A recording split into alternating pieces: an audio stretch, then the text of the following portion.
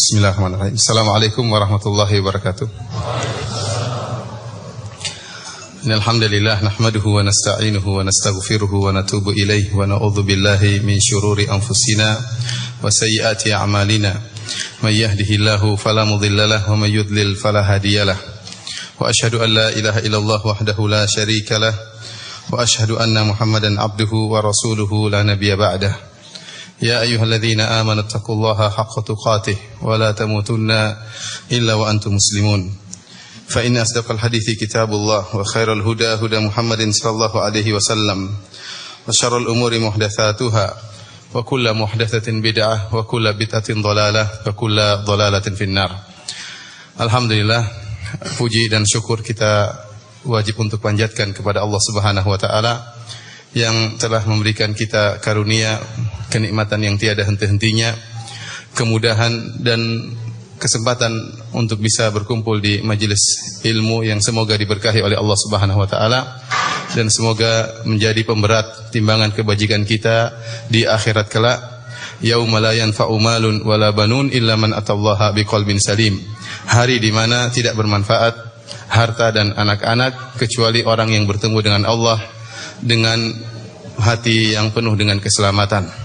Para hadirin dan hadirat, bapak dan ibu-ibu yang dirahmati oleh Allah Subhanahu wa taala, topik yang akan kita bahas pada kesempatan pagi hari ini sebagaimana yang telah diumumkan, yaitu tentang canda dan tawa serta senyum Nabi sallallahu alaihi wasallam. Topik ini sengaja saya angkat ya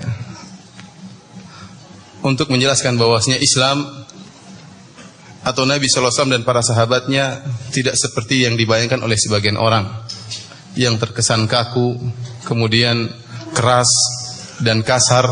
Ya, tidak demikian ya. Mereka rajin beribadah, mereka takut kepada Allah Subhanahu wa taala. Namun bukanlah mereka adalah orang-orang yang sangar, yang ditakuti oleh orang lain, ditakuti oleh istrinya, ditakuti oleh kawannya.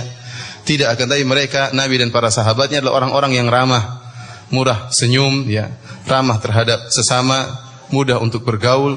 Dan kalau kita ingin membahas tentang hadis-hadis ini, hadis-hadis yang berkaitan, dalil-dalil yang berkaitan tentang bagaimana akhlak Nabi dan para sahabatnya, tentu sangatlah banyak.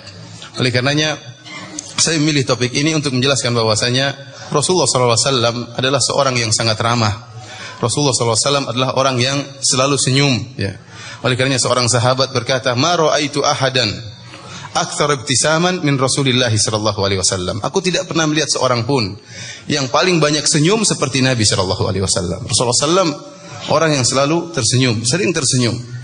Kemudian juga dalam hadis yang lain Aisyah radhiyallahu taala anha berkata, "Kana rajulan min rijalikum illa annahu kana bassaman." Rasulullah sallam adalah seorang lelaki sebagaimana kalian.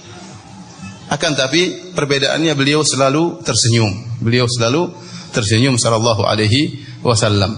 Dan kalau kita ingin mengumpulkan hadis-hadis Nabi tentang senyum beliau, tentang canda beliau, tentang tawa beliau alaihi salatu wasallam, maka sangatlah banyak, puluhan hadis ya. Saya tadi malam berusaha untuk mencari hadis-hadis yang berkaitan tentang senyum Nabi dan tawa Nabi sallallahu alaihi wasallam, maka sangat banyak. Dan kalau kita ingin paparkan satu persatu, waktu tidak cukup ya. Bagaimana tawa Nabi SAW dengan istri-istri beliau, bagaimana tawa Nabi bahkan dengan anak-anak kecil, bagaimana tawa Nabi SAW dengan para sahabatnya. Ya, kalau kita kumpulkan hadis-hadis yang berkaitan ini sangatlah banyak. Oleh karenanya pada kesempatan pagi hari ini saya ingin membacakan suatu bab yang ditulis oleh Al-Imam Al-Bukhari rahimahullahu taala dalam kitabnya Sahih Al-Bukhari, yang beliau beri judul kitab tersebut dalam Sahih Al-Bukhari yaitu bab At-Tabassum wadh-Dhahik, bab tentang senyuman dan canda. Bab tentang senyuman dan canda. Dalam bab ini disebutkan tentang senyuman dan canda, baik senyuman sahabat atau canda atau tawa, senyuman dan tawa maksudnya. At-Tabassum wadh-Dhahik artinya senyuman dan tawa ya, apakah ketawa dari para sahabat ataupun tawa dari Nabi sallallahu alaihi wasallam. Dan saya berharap agar para hadirin dan hadirat memperhatikan hadis-hadis yang dibawakan oleh Al-Imam Al-Bukhari rahimahullahu taala. Kita biar bisa mengetahui bagaimana tawa Nabi sallallahu alaihi wasallam ya. Ya. Dan bagaimana pula dengan senyuman Nabi sallallahu alaihi wasallam. Rasulullah sallam tertawa, Rasulullah sallam tersenyum, dan ada sebab-sebab yang buat beliau tersenyum dan tertawa. Para hadirin hadirat yang dirahmati oleh Allah Subhanahu wa taala, Al-Imam Al-Bukhari rahimahullah berkata dalam hadis dalam sahihnya, bab atabassum wadh-dhahik, bab tentang senyum dan tawa. Kemudian beliau membawakan perkataan Fatimah alaihi salam, yaitu Fatimah radhiyallahu taala anha, asarra ila Nabi sallallahu alaihi wasallam, asarra ilayya an-nabiy sallallahu alaihi wasallam fadhahiktu. Hadis ini adalah ringkasan dari sebuah hadis yang panjang, yang di mana Nabi sallallahu alaihi wasallam pernah berbisik kepada Fatimah radhiyallahu taala anha, ya, maka Fatimah menangis dan Fatimah tertawa di hadapan Aisyah radhiyallahu taala anha. Setelah Fatimah meninggal dunia, setelah Rasulullah SAW meninggal dunia, maka Aisyah bertanya kepada Fatimah, apa yang menyebabkan Anda menangis dan apa yang menyebabkan Anda tertawa? Maka Fatimah menyebutkan tentang sebab yang menyebabkan Fatimah tertawa tatkala dibisiki oleh Nabi sallallahu alaihi wasallam, yaitu Rasulullah sallam mengatakan, wahai Fatimah, apakah kau ridha kalau engkau adalah wanita terbaik di alam ini, atau semakna hadis tersebut? Maka ini yang membuat Fatimah tertawa radhiyallahu taala anha, dan tawa Fatimah tidak diingkari oleh Nabi sallallahu alaihi wasallam. Beliau senang dikabarkan oleh ayahandanya, yaitu Nabi sallallahu alaihi wasallam, bahwasanya adalah seorang wanita yang mulia. Kemudian Al-Imam Al-Bukhari membawakan perkataan Ibnu Abbas, "Innallaha huwa adhaka wa abka." Sungguhnya Allah Subhanahu wa taala dialah yang menjadikan tertawa dan menjadikan menangis. Dan ini diambil dari salah satu ayat dalam surat An-Najm, "Wa annahu huwa adhaka wa abka." Dan sungguhnya Allah adalah yang membuat tertawa dan yang membuat menangis. Ayat ini dijadikan dalil oleh Ibnu Abbas tentang seorang yang menangis tatkala ada keluarganya yang meninggal. Ibnu Abbas berdalil dengan ayat ini bahwasanya menangis tatkala ada keluarga meninggal bukanlah perkara tercela. Kenapa? Karena Allah yang membuat kita menangis. Jadi hukum asal menangis dan tertawa, hukum asalnya tidak mengapa, suatu alami, suatu tabiat alami dari manusia, ya. Rasulullah SAW juga menangis tatkala putranya meninggal dunia, seperti tatkala putranya Ibrahim radhiyallahu taala anhu meninggal, maka Rasulullah SAW meninggal di pangkuan Nabi sallallahu alaihi wasallam. Maka Rasulullah SAW pun menangis. Kemudian Rasulullah SAW berkata, "Inna al-qalba la yahzan wa innal ayna la tadma." Ya. Sungguhnya mata mengalirkan air mata dan sungguhnya hati bersedih. Wala naqulu illa bima yurdi rabbana. Akan tapi kami tidak mengucapkan kecuali yang mendatangkan keridhaan Rabb kami. Wa inna bi firaqika ya Ibrahim la mahzunun. Dan sungguhnya kami sangat sedih dengan kepergian wahai putraku Ibrahim. Rasulullah SAW menangis sampai meneteskan air mata. Oleh karenanya Ibnu Abbas berdalil bahwasanya seorang tatkala ada keluarganya meninggal, menangis tidak jadi masalah. Yang dilarang kalau berlebihan. Yang dilarang kalau berlebihan sampai timbul niyaha, misalnya teriak-teriak, ya, merobek-robek baju, menampar-nampar wajah, menjambak-jambak rambut, ini yang dilarang. Oleh karena Rasulullah SAW mengatakan, laisa minna man darabal khududa wa syaqqal juyuba wa da'a bid'awal jahiliyah. Bukan dari golongan kami seorang tatkala terkena musibah kemudian merobek-robek baju, menampar-nampar pipi, ya, kemudian menyuruh dengan seruan jahiliyah. Kalau tangisan sudah berlebih-lebihan, ini yang dilarang. Adapun kalau tangisan biasa, namanya manusia, ada keluarganya meninggal menangis, wajar. Bukan berarti dia tidak ridho dengan keputusan Allah, tidak, tapi dia bersedih dengan kepergian salah satu anggota keluarga. Kenapa? Karena Allah mengatakan wa annahu huwa adhaka wa abka. Sungguhnya Allah dia yang buat tertawa dan dia yang buat menangis. Jadi selama tangisan tersebut wajar, tidak terlarang dan tidak tercela. Demikian juga halnya dengan masalah tertawa. Tertawa, ya, kalau ada sebabnya, enggak mengapa kita tertawa. Tapi kalau enggak ada sebab tahu-tahu tertawa, ini enggak beres. Kalau tahu-tahu tertawa-tertawa sendiri, ya enggak ada sebabnya, ya enggak beres, ya. Atau sebaliknya, ada sebab tertawa, tidak tertawa, ini tell me berarti. Dia enggak tertawa, sudah ada kejadian lucu tidak tertawa, berarti kurang peka, ya. Oleh karenanya Rasulullah SAW tertawa, dan dalam banyak hadis saya katakan tadi, senyuman Nabi, tawa Nabi kalau kita kumpulkan puluhan hadis banyak. Akan tapi tidak boleh seorang berlebihan dalam tertawa. Sebagaimana tidak boleh seorang berlebihan dalam canda. Hukum asal seorang serius. Hukum asal seorang bukan ketawa-ketawa terus, ya, tidak. Namun dia boleh ketawa kalau ada kejadian-kejadian yang memang lucu yang buat dia tertawa, sebagaimana Nabi SAW dan para sahabatnya juga tertawa. Dan bahkan disebutkan dalam satu hadis, ya, Saya bacakan hadisnya ya. Qultu li Jabir bin Samurah ya, dari Simak bin Harb, dia berkata, aku bertanya kepada Jabir bin Samurah radhiyallahu taala anhu, akunta tujalisu Rasulullah sallallahu alaihi wasallam? Apakah engkau dahulu bermajlis dengan Nabi sallallahu alaihi wasallam? Qala, na'am katsiran. Saya sering duduk bersama Nabi sallallahu alaihi wasallam. Kana, kata Jabir bin Samurah, kana la yaqumu min salahu, kana la yaqumu min musallahu alladhi yusalli fihi subha hatta tatul asy-syams. Rasulullah sallam kalau sudah salat subuh, beliau tidak keluar dari masjid, tetap di tempat beliau salat sampai matahari terbit. Setelah salat subuh beliau duduk berzikir kepada Allah sampai terbit matahari. Fa idza tala'at qama. Kalau matahari sudah terbit, maka beliau pun keluar dari masjid.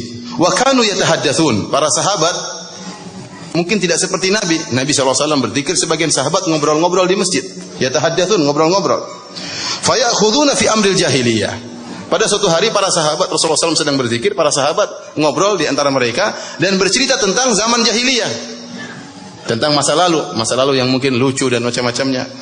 Ya. Fayathakun, maka mereka tertawa. Ya wajarlah, terkadang kita cerita dulu kita kayak gini, dulu kita kayak gini ya. Bukan untuk membanggakan maksiat, tidak, tetapi bersyukur atas nikmat Allah Subhanahu wa taala. Kita kok dulu goblok banget ya, kok kita dulu konyol banget ya. Ya, mau-maunya kok seperti itu ya. Ini para sahabat dahulu seperti itu, mereka bercerita tentang perkara jahiliyah di antara mereka sampai mereka tertawa. Di masjid tertawanya ya. Wa yatabassamu sallallahu alaihi wasallam. Rasulullah SAW melihat mereka, Rasulullah SAW hanya tersenyum. Rasulullah SAW tersenyum. Ini menunjukkan para sahabat juga tertawa. Bahkan terkadang mereka tertawa di masjid ya. Namun tidak boleh berlebihan. Oleh karenanya dikatakan kepada Ibnu Umar, hal kana ashabu Rasulillah sallallahu alaihi wasallam yadhakun? Wahai Ibnu Umar, apakah para sahabat Nabi sallallahu alaihi wasallam dulu mereka tertawa? Qala na'am. Kata Ibnu Umar, na'am, mereka tertawa. Wal imanu wallahi athbatu fi qulubihim minal jibali rawasi. Mereka tertawa, akan tapi demi Allah iman mereka yang ada dalam hati mereka lebih kokoh daripada gunung-gunung ya. Artinya mereka tertawa di siang hari, di malam hari mereka salat dengan penuh tangisan, takut kepada Allah Subhanahu wa taala ya. Jadi tertawa selama tidak berlebihan dan bukan merupakan kebiasaan sehari-hari setiap saat tertawa, maka kalau sudah berlebihan maka semua yang berlebihan itu tercela ya. Semua yang berlebihan itu tercela. Oleh karenanya Rasulullah SAW mengatakan, inna kasratad dhahik tumitul qalb. Kata Rasulullah SAW, sesungguhnya kebanyakan tertawa akan mematikan hati. Ini benar, orang yang selalu tertawa ya. Maka sulit bagi dia untuk menangis tatkala mendengar lantunan ayat Al-Qur'an. Sulit baginya tersentuh tatkala mendengar nasihat-nasihat. Kenapa? Dia selalu tertawa sehingga perkara selalu dianggap bercanda ya. Dianggap senda gurau, tidak pernah serius. Maka ini pun berlebihan dalam masalah tertawa juga tidak diperbolehkan. Dan Nabi SAW selain tertawa, beliau juga bercanda ya. Ya, beliau juga bercanda dengan para sahabat ya. Di antaranya dalam satu riwayat Rasulullah SAW, tatkala ada seorang sahabat datang menemui Nabi, kemudian berkata, ya Rasulullah, ihmilni, ya Rasulullah, tolong berikan tunggangan kepadaku ya. Tolong berikan tunggangan kepadaku agar aku bisa, yaitu berikan hewan untuk aku tunggangi. Maka Rasulullah SAW mengatakan, inna hamiluka ala waladin naqah. Kata Nabi, taib, kami akan angkat memberi tunggangan kepada engkau di atas anak onta. Maka dia mengatakan, wa ma asna'u bi waladin naqah ya Rasulullah. Masa saya dikasih anak onta terus mau naik anak onta, bagaimana caranya? Maka Rasulullah SAW mengatakan, wa hal talidul ibila illa nuq. Bukankah onta-onta yang besar juga adalah anak-anak onta dilahirkan oleh ibunya? Ya. Antum tertawa atau tidak? Anda tertawa ya? Enggak paham. Jadi sahabat ini ya, antum ngerti insyaallah ya, sahabat ini minta untuk diberikan tunggangan. Kata Rasulullah SAW, saya akan kasih kamu tunggangan anak onta. Pikir dia anak onta kecil. Kata Nabi, tidak, maksud Nabi anak onta yang besar. Anak onta besar ini meskipun sudah kakek-kakek, dulu juga anak ya. Dia juga punya ibu, iya atau tidak? Maka semua onta dinamakan anak onta meskipun sudah kakek ya. Karena dia pasti dilahirkan ya. Sekarang sudah paham. Jadi Rasulullah SAW ya, sampai sahabat mengatakan, ya Rasulullah, innaka latuda'ibuna. Ya Rasulullah, engkau bercanda dengan kami ya Rasulullah. Kata Rasulullah SAW, na'am. benar saya bercanda dengan kalian. Walakin la aqulu illa haqqan, akan tapi aku tidak berucap kecuali yang benar. Artinya dalam canda Nabi sallallahu alaihi wasallam pun tidak ada bohong, tidak ada dusta. Ya, tidak dusta, candanya benar. Ya, oleh karenanya tatkala kita tertawa, tatkala kita bercanda juga ada adab-adabnya. Jadi antara yang paling pertama tidak boleh berdusta dalam canda. Tidak boleh berdusta dalam canda, dan ini saya katakan orang yang berdusta dalam canda itu orang yang kurang kreatif dalam bercanda ya. Sehingga dia harus berdusta untuk apa? Bercanda. Dan ada larangan ya, Rasulullah SAW dalam riwayat Tirmidzi Rasulullah SAW mengatakan wailun lilladzi yuhadditsu fayakdzib liyudhikal qaum wailun lahu thumma wailun lahu atau kama qala Nabi SAW ya. Kata Rasulullah SAW, celaka bagi seorang yang dia berkata-kata dan berdusta dalam rangka untuk membuat orang lain tertawa, membuat suatu kaum tertawa. Celaka baginya, celaka baginya. Antum ya, jangan antum sangka orang yang tertawa terus bahagia. Tidak. Belum tentu para pelawak itu bahagia, belum tentu. Meskipun dia tertawa terus, belum tentu dia bahagia. Bukan begitu cara mencari kebahagiaan. Segala sesuatu yang berlebih-lebihan pasti enggak baik.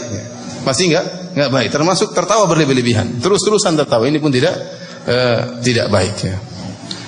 Oleh karenanya di antara juga dalam masalah bercanda, tidak boleh bercanda dalam kondisi menghina orang lain ya.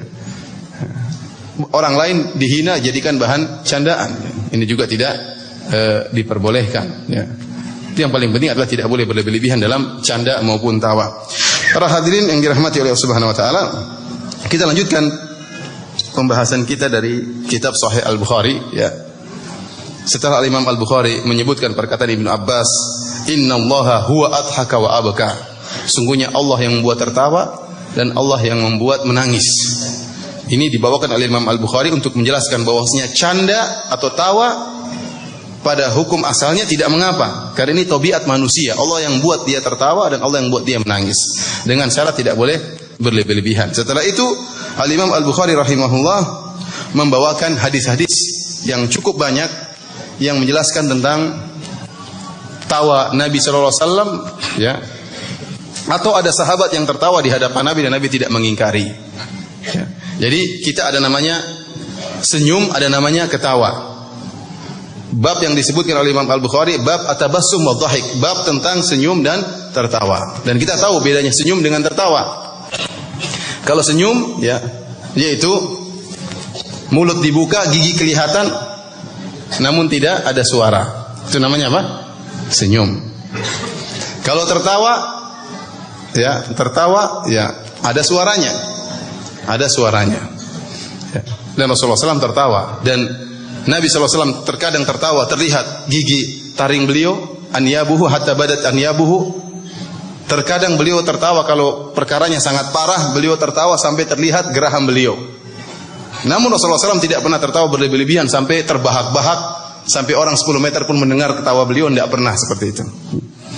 Ini tawa Nabi SAW. Baik, hadis pertama yang menjelaskan tentang masalah ini ya. Dari Aisyah radhiyallahu taala anha, beliau berkata, "Anna Rifa'ata al-Quradhi talaqa imra'atahu fabatta talaqaha." Ada seorang sahabat namanya Rifa'ah al-Quradhi, beliau menceraikan istrinya talak 3. Fatazawwajaha ba'dahu Abdurrahman bin Zabir. Maka istrinya setelah ditalak 3 nikah dengan lelaki lain namanya Abdurrahman bin Zabir. Faja'atin Nabiy sallallahu alaihi wasallam faqalat. Setelah dia menikah dengan suami yang kedua Abdurrahman bin Zabir, maka rupanya ya ada masalah. Dan dia pun mendatangi Rasulullah sallallahu alaihi wasallam. Kemudian dia mengeluh kepada Nabi. Dia berkata, "Ya Rasulullah, innaha kanat inda Rifa'ata ya, fatallaqaha akhir 3 tatliqat. Fatazawwaja ba'dahu Abdurrahman bin Zabir wa innahu wallahi ma ma'ahu ya Rasulullah illa mithlu hadhihi al-hudbah." Jadi dia mengatakan, "Ya Rasulullah, saya ini seorang wanita yang dahulu menikah dengan Rifa'ah, kemudian saya dicerai talak 3, kemudian setelah itu saya dinikahi oleh seorang bernama Abdurrahman bin Zabir." Yang jadi masalah Nabi, wahai Rasulullah, Abdurrahman bin Zabir ini dia tidak memiliki pada dirinya kecuali seperti hudbah. Hudbah itu seperti kain Kalau antum baju, ya, baju antum tegakkan begini, dia pasti jatuh kan? Kain, ya. Maka dia pun memberi contoh, dia memegang, wanita ini memegang ujung dari jilbabnya mungkin, kemudian diangkat maka pasti jatuh. Ya. Ngerti maksudnya? Sok tahu anda. Lahudbatun akhadatha min jilbabiha. Dan dia praktekkan, ya Rasulullah seperti ini loh. Dia ambil jilbabnya, ya, baru dia pegang, ya, seperti gini lah kira-kira, ya, mohon maaf ya. Ini bagus ini, keras. Ada yang jilbabnya halus, kemudian apa? Jatuh, nggak bisa jatuh. Maka ini dia menggunakan kinayah. Dia intinya protes kepada Nabi, bagaimana suami saya ini tidak bisa berbuat apa-apa sebagai fungsinya sebagai seorang suami. Kalau Allah mengatakan maksudnya ada dua, mohon maaf ini kita bulan puasa tapi ini ilmu ya. Jadi maksudnya tafsiran para ulama, pertama bahwasanya kemaluannya mohon maaf ya itu kecil, atau yang kedua tidak bisa ereksi sehingga selalu seperti kain yang jatuh. Maka dia melaporkan hal ini kepada Nabi sallallahu alaihi wasallam.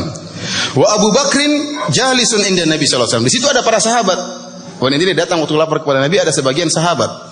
Itu di antaranya Abu Bakar, kemudian di antaranya Khalid, di antaranya Ibnu Sa'id bin Al-As.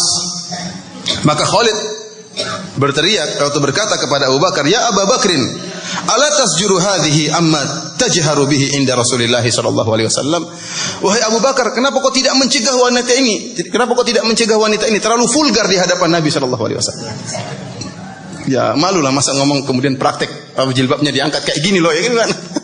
Jadi Khalid mengatakan kepada Abu Bakar, "Ya Abu Bakar, kau tidak larang wanita ini, dia vulgar di hadapan Rasulullah sallallahu alaihi wasallam." Rasulullah SAW waktu dikatakan demikian, wa ma yazidu Rasulullah SAW ala tabassum. Rasulullah SAW hanya tersenyum. Ya. Rasulullah SAW hanya tersenyum dan dia tidak mengingkari wanita tersebut. Ya. Dan itu wanita tersebut sudah berusaha dengan selembut-lembutnya, iya enggak? Dia pun tidak vulgar ya. Cuma dia ingin menjelaskan gimana cara menjelaskannya. Ya begitulah cara menjelaskannya tadi. Dia tidak mengatakan dengan kata-kata yang menunjukkan secara langsung. Ya maka Rasulullah SAW tidak mengingkari. Rasulullah SAW hanya tersenyum. Terus bagaimana lagi? Terus cara dia menjelaskan gimana kalau begitu? Jadi antaranya caranya demikian. Maka Rasulullah SAW paham wanita ini sebenarnya ingin diceraikan oleh suaminya kedua agar bisa kembali kepada suami yang pertama. Karena dia mengatakan seakan-akan tidak bisa hidup bersama suami yang kedua karena punya masalah dalam masalah biologis. Dia ingin kembali kepada suami yang pertama. Maka Rasulullah SAW berkata, la'allaki turidina antarji ila Rifa'ah. Seakan-akan kau ingin kembali lagi kepada Rifa'ah yang telah menceraikan engkau dengan talak 3. La, kata Nabi, enggak bisa.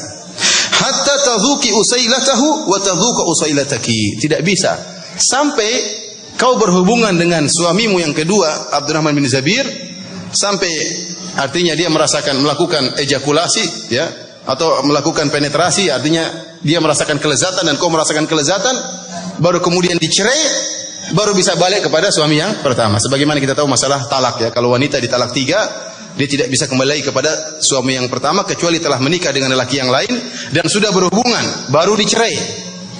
Adapun kalau hanya menikah tidak berhubungan maka tidak bisa kembali. Harus berhubungan dulu, baru dicerai, baru bisa balik kepada suami yang pertama. Disebutkan dalam riwayat yang lain, Rifa'ah protes. Bukan Rifa'ah, siapa? Abdurrahman bin Zabir yang dituduh tadi apa? Seperti kain, dia protes. Dia bilang, Rasulullah, ini anak-anak saya. Kalau saya seperti ini, gimana anak-anak saya ini bisa lahir semua? Intinya dia protes. Maka Rasulullah SAW mengatakan, seakan-akan kau ini ingin kembali kepada suami yang pertama. Di sini Rasulullah SAW tersenyum. Ya, si Rasulullah SAW tersenyum. Tapi ini hadis yang pertama. Kita lanjutkan hadis yang kedua. Ya. Hadis yang kedua dari Muhammad bin Sa'ad an abihi qala ista'dzana Umar bin Khattab radhiyallahu anhu ala Rasulillah sallallahu alaihi wasallam. Suatu hari Umar bin Khattab radhiyallahu ta'ala anhu minta izin untuk bertemu dengan Nabi sallallahu alaihi wasallam. Ingin masuk ketemu Nabi sallallahu alaihi wasallam. Wa indahu niswatun min Quraisyin yas'alnahu wa yastakthirnahu. Ternyata di dalam rumah Nabi ada istri-istri Nabi lagi kumpul ya. Kemudian mereka lagi minta kepada Nabi dan banyak permintaan kepada Nabi sallallahu alaihi wasallam. Aliyatan aswatuhunna ala sautihi. Kemudian istri-istri Nabi ini berbicara dengan suara yang agak keras sehingga mengalahkan dan mendominasi suara Nabi sallallahu alaihi wasallam. Falamma sta'dzana Umar, tatkala Umar mengatakan Assalamualaikum, mereka kenal suara Umar. Tadinya mereka lagi ngomong gitu, suara lagi besar. Tatkala mendengar Umar minta izin, tabadarnal hijab, maka mereka segera bersembunyi untuk menghijab diri mereka. Fa'adzina lahu Nabi sallallahu alaihi wasallam, maka Rasulullah SAW pun mengizinkan Umar untuk masuk. Fadakhala wan Nabi sallallahu alaihi wasallam yadhhak. Tatkala Umar masuk dalam rumah Nabi, Nabi tertawa. Ada apa gerangan tertawa? Tadi baru dengar Umar dengar suara apa? Suara perempuan, suara ibu-ibu pada keras mengalahkan suara suaminya, ya. Begitu Umar masuk, Rasulullah SAW tertawa. Faqala, maka Umar berdoa, adhakallahu sinnak ya Rasulullah. Semoga Allah menjadikan engkau tertawa ya Rasulullah. Artinya semoga engkau senantiasa bahagia wahai Rasulullah.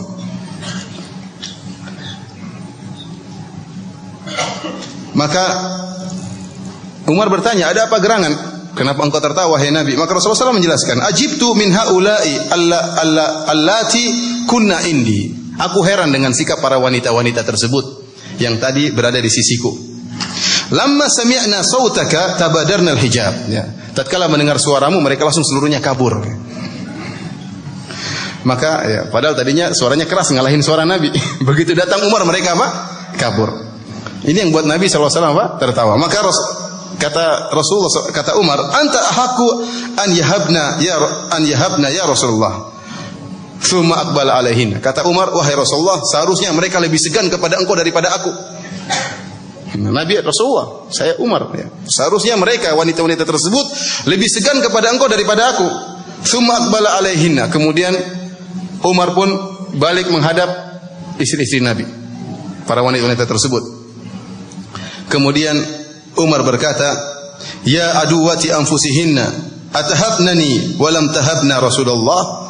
Wahai para wanita yang merupakan musuh diri-diri mereka sendiri, apakah kalian ya segan dengan aku sementara kalian tidak segan dengan Nabi sallallahu alaihi wasallam? Fakulna, maka wanita-wanita tersebut menjawab, innaka afadhu wa agladhu min Rasulillah. Kau lebih kasar dan lebih parah daripada Nabi. Lebih keras lebih perkataan lebih kasar daripada Nabi sallallahu alaihi wasallam. Maka Rasulullah SAW mengatakan, "Iya ibn al-Khattab." Benar wahai Ibnu Khattab. Memang walladzi nafsi biyadihi ma laqiyaka syaitanu salikan fajjan illa salaka fajjan ghairu fajjik. Demi Allah wahai Umar, tidaklah syaitan melihat engkau melewati satu jalan kecuali syaitan cari jalan yang lain. Makanya wanita-wanita tersebut takut, wajar ya. Ini yang membuat Nabi SAW tertawa ya. Antum bayangkan kondisi Nabi ya, seorang Nabi Rasulullah, kemudian istri-istrinya ngumpul, istri-istrinya banyak nuntut, ya suamiku ya. Namanya perbincangan antara suami dan apa? Istri ya. Ya, suami biasanya mengalah ya atau enggak ya. Ini dalil bahwasanya bukan berarti seorang yang terbaik adalah orang yang ditakuti. Istri-istri Nabi lebih takut kepada Umar daripada kepada Nabi sallallahu alaihi wasallam, dan mereka mengangkat suara mereka di hadapan Nabi sallallahu alaihi wasallam dalam kondisi tersebut ya. Maka tatkala Umar masuk, mereka semua kabur ya, takut dengan Umar bin Khattab radhiyallahu taala anhu.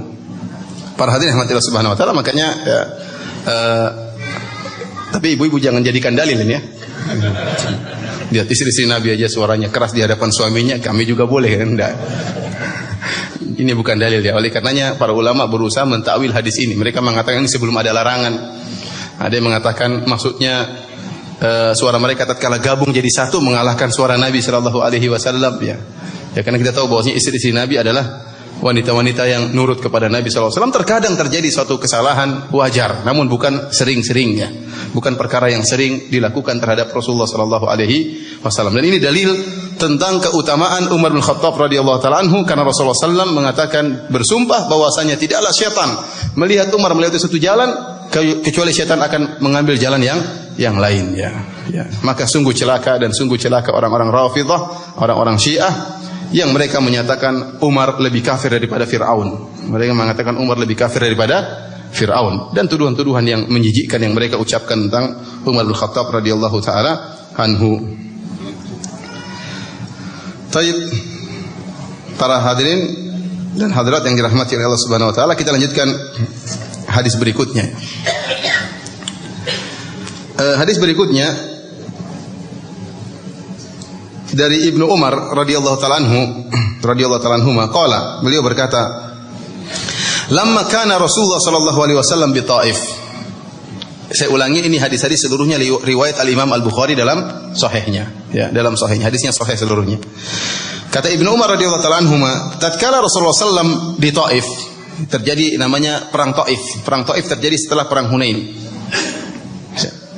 Tatkala itu kaum musyrikin mereka berlindung di suatu benteng di Taif dan mereka telah menyiapkan bahan makanan yang banyak dan mereka memiliki persenjataan, misalnya anak panah yang mereka bisa panahkan dari benteng tersebut menuju para sahabat Nabi sallallahu alaihi wasallam. Sehingga para sahabat sulit untuk mengalahkan mereka. Sulit karena mereka berlindung di balik benteng, ya. Kemudian persediaan makanan mereka banyak dan mereka mudah untuk memanahi para sahabat. Maka Rasulullah SAW ketika melihat di awal peperangan agak sulit, maka Rasulullah SAW mengatakan, inna qafiluna godan insyaallah. Kata Nabi SAW kepada para sahabat, beliau umumkan, besok kita pulang.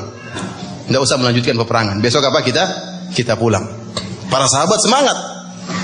Para sahabat mengatakan, faqala nasun min ashabi Rasulillah sallallahu alaihi wasallam, la nabrah au naftahaha. Kata para sahabat, tidak ya Rasulullah, kita tidak pulang. Kita tidak pulang kecuali setelah kita tidak bakalan pulang atau kita menaklukkan benteng tersebut. Para sahabat tidak mau pulang, mau perang terus.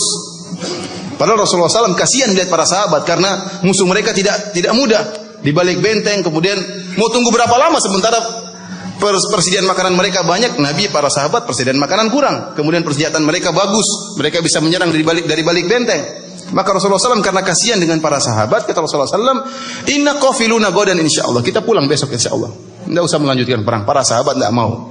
Kata mereka, lan nabrah au naftahaha. Ya Rasulullah, kita tidak bakalan pulang sampai kita menaklukkan benteng tersebut. Akhirnya Rasulullah SAW berkata, faqdu alal qital, kalau gitu ya sudah, besok kita perang lagi. Perang lagi. Qala faqadau, maka mereka pun berperang. Tidak jadi pulang. Faqataluhum qitalan syadidan, maka terjadi peperangan yang sangat dahsyat antara kaum muslimin dengan kaum musyrikin. Sulit. Wa kathura fihimul jirahat, akhirnya banyak para sahabat yang terluka. Karena lawannya sulit, banyak sahabat yang terluka. Setelah itu Rasulullah SAW berkata lagi, inna qafiluna godan insyaallah, besok kita pulang. Qala fasakatu. Waktu Rasulullah SAW mengatakan besok kita pulang, para sahabat yang sudah terluka diam. Ya, kita pulang aja kalau gitu. Fadhahika Rasulullah sallallahu alaihi wasallam. Rasulullah SAW tertawa. Kemarin semangat, sekarang sudah terluka, ya pulang aja. Ya, ini diantara yang menjadikan Nabi SAW tertawa, ya, karena para sahabat kemarin semangat, hari ini berubah. Ya, kenapa luka? Coba kalau pulang dari kemarin enggak terluka, ya, karena mereka semangat, akhirnya sekarang sudah terluka baru enggak jadi pulang. Antum paham hadisnya ya? Nah, bisa. Baik, kita lanjutkan hadis berikutnya. Para hadirin dan hadirat yang dirahmati oleh Allah Subhanahu wa taala, hadis berikutnya yang dibawakan oleh Imam Al-Bukhari dalam sahihnya, hadis yang diriwayatkan oleh Abu Hurairah radhiyallahu taala anhu. Beliau berkata, "Ata rajulun an-nabiy sallallahu alaihi wasallam faqala halaktu." Ada seorang lelaki datang menemui Nabi sallallahu alaihi wasallam, kemudian dia berkata, "Ya Rasulullah, saya telah binasa." Dalam riwayat yang lain kata Nabi sallallahu alaihi wasallam, "Wa ma ahlakak? Apa yang buat kau binasa?" Dalam riwayat yang lain dia mengatakan, "Ya Rasulullah, ihtaraktu." Ya Rasulullah, saya kebakaran. Dia merasa telah melakukan dosa yang besar. Apa yang buat engkau binasa? Kata Rasulullah sallallahu alaihi wasallam. Kata beliau, waqatu ala ahli fi Ramadan. Saya binasa karena berhubungan dengan istri saya di siang hari bulan Ramadan. Ya, berhubungan di siang hari dengan istrinya di bulan Ramadan. Dan ini musibah ya. Kita tidak boleh berhubungan dengan istri di siang hari bulan Ramadan. Malam alhamdulillah waktunya panjang ya. Malam waktunya panjang, dan malam di Indonesia lebih panjang daripada malam di Saudi, jangan khawatir. Saudi puasanya lebih panjang, itu tidak? Ya, 13 jam lebih ya. Malamnya lebih pendek ya. Dan waktu di malam hari sempit kalau di Arab Saudi ya, karena dipotong dengan sholat tarawih yang panjang. Belum 10 malam terakhir. Di Indonesia waktu malam masih panjang, 8:30 tarawih sudah selesai. Bahkan 8:15, bahkan jam 8 sudah selesai. Masih panjang waktu. Maka tidak ada alasan untuk berhubungan dengan istri di siang hari. Malam hari apa? Lapang. Dan Allah mengatakan, "Uhilla lakum lailatas siyami rafathu ila nisaikum. Hunna libasul lakum wa antum libasul lahun." Kata Allah tentang masalah bulan Ramadan. Kata Allah Subhanahu wa taala, di malam hari dihalalkan bagi kalian untuk berhubungan dengan istri-istri kalian. Mereka adalah baju-baju kalian dan kalian adalah baju-baju bagi istri kalian. Sampai Allah menggunakan kalimat baju ya. Kenapa? Ya, berarti sangat menunjukkan kedekatan dan menunjukkan perlindungan, membutuhkan kehangatan dengan istri. Dihalalkan malam hari, silakan berhubungan. Tapi Ustaz, bagaimana kalau 10 malam terakhir? 10 malam terakhir juga dibolehkan berhubungan dengan istri. Maka saya tidak setuju kalau ada sebagian orang mengatakan makruh 10 malam terakhir berhubungan dengan istri. Memang benar Rasulullah SAW tidak berhubungan dengan istrinya. Benar. Rasulullah SAW sedang i'tikaf. Dan Allah mengatakan, wala tubashiruhunna wa antum aqifuna fil masajid. Dan janganlah kalian berhubungan dengan istri-istri kalian sementara kalian i'tikaf di masjid-masjid. Tidak boleh. Barang siapa yang berhubungan dengan istri sementara dia sedang i'tikaf, maka i'tikafnya batal dengan kesepakatan para ulama. Dan Rasulullah SAW sebagaimana perkataan Aisyah radhiyallahu taala anha, kana idza dakhala al-ashr shadda mi'zarahu wa ahya lailahu wa aiqadha ahlahu. Rasulullah SAW kalau sudah masuk 10 malam terakhir, maka beliau kencengkan sarungnya. Ini sebagai kinayah atau kiasan dari meninggalkan hubungan dengan istrinya. Kemudian wa ahya lailahu, dan beliau menghidupkan malamnya, artinya beliau begadang. Kata para ulama, ini dalil bahwasanya 20 malam pertama Rasulullah SAW salat malam dan tidur. Khusus 10 malam terakhir Rasulullah SAW begadang. Kenapa ingin mencari Lailatul Qadar? Wa aiqadha ahlahu, dan membangunkan istrinya, diingatkan istrinya untuk beribadah di malam hari. Namun bukan berarti tidak boleh berhubungan dengan istri. Ya. Boleh meskipun malam 10 malam terakhir, boleh. Ya. Kalau seorang tidak i'tikaf. Dan Allah mengatakan halal dalam Al-Qur'an, uhilla lakum lailatas siyami, dihalalkan bagi kalian berhubungan dengan istri di malam hari, ya. Ya, kalau ada orang malam hari sudah tidak i'tikaf kemudian dilarang berhubungan, siangnya bahaya nanti. Siangnya bahaya. Ya. Siang dia kerja, malam tidak i'tikaf, di jalan lihat wanita-wanita yang bertebaran ya di atas muka bumi. Kemudian pulang ke rumah lagi syahwat. Ya, kalau orang sudah syahwat terkadang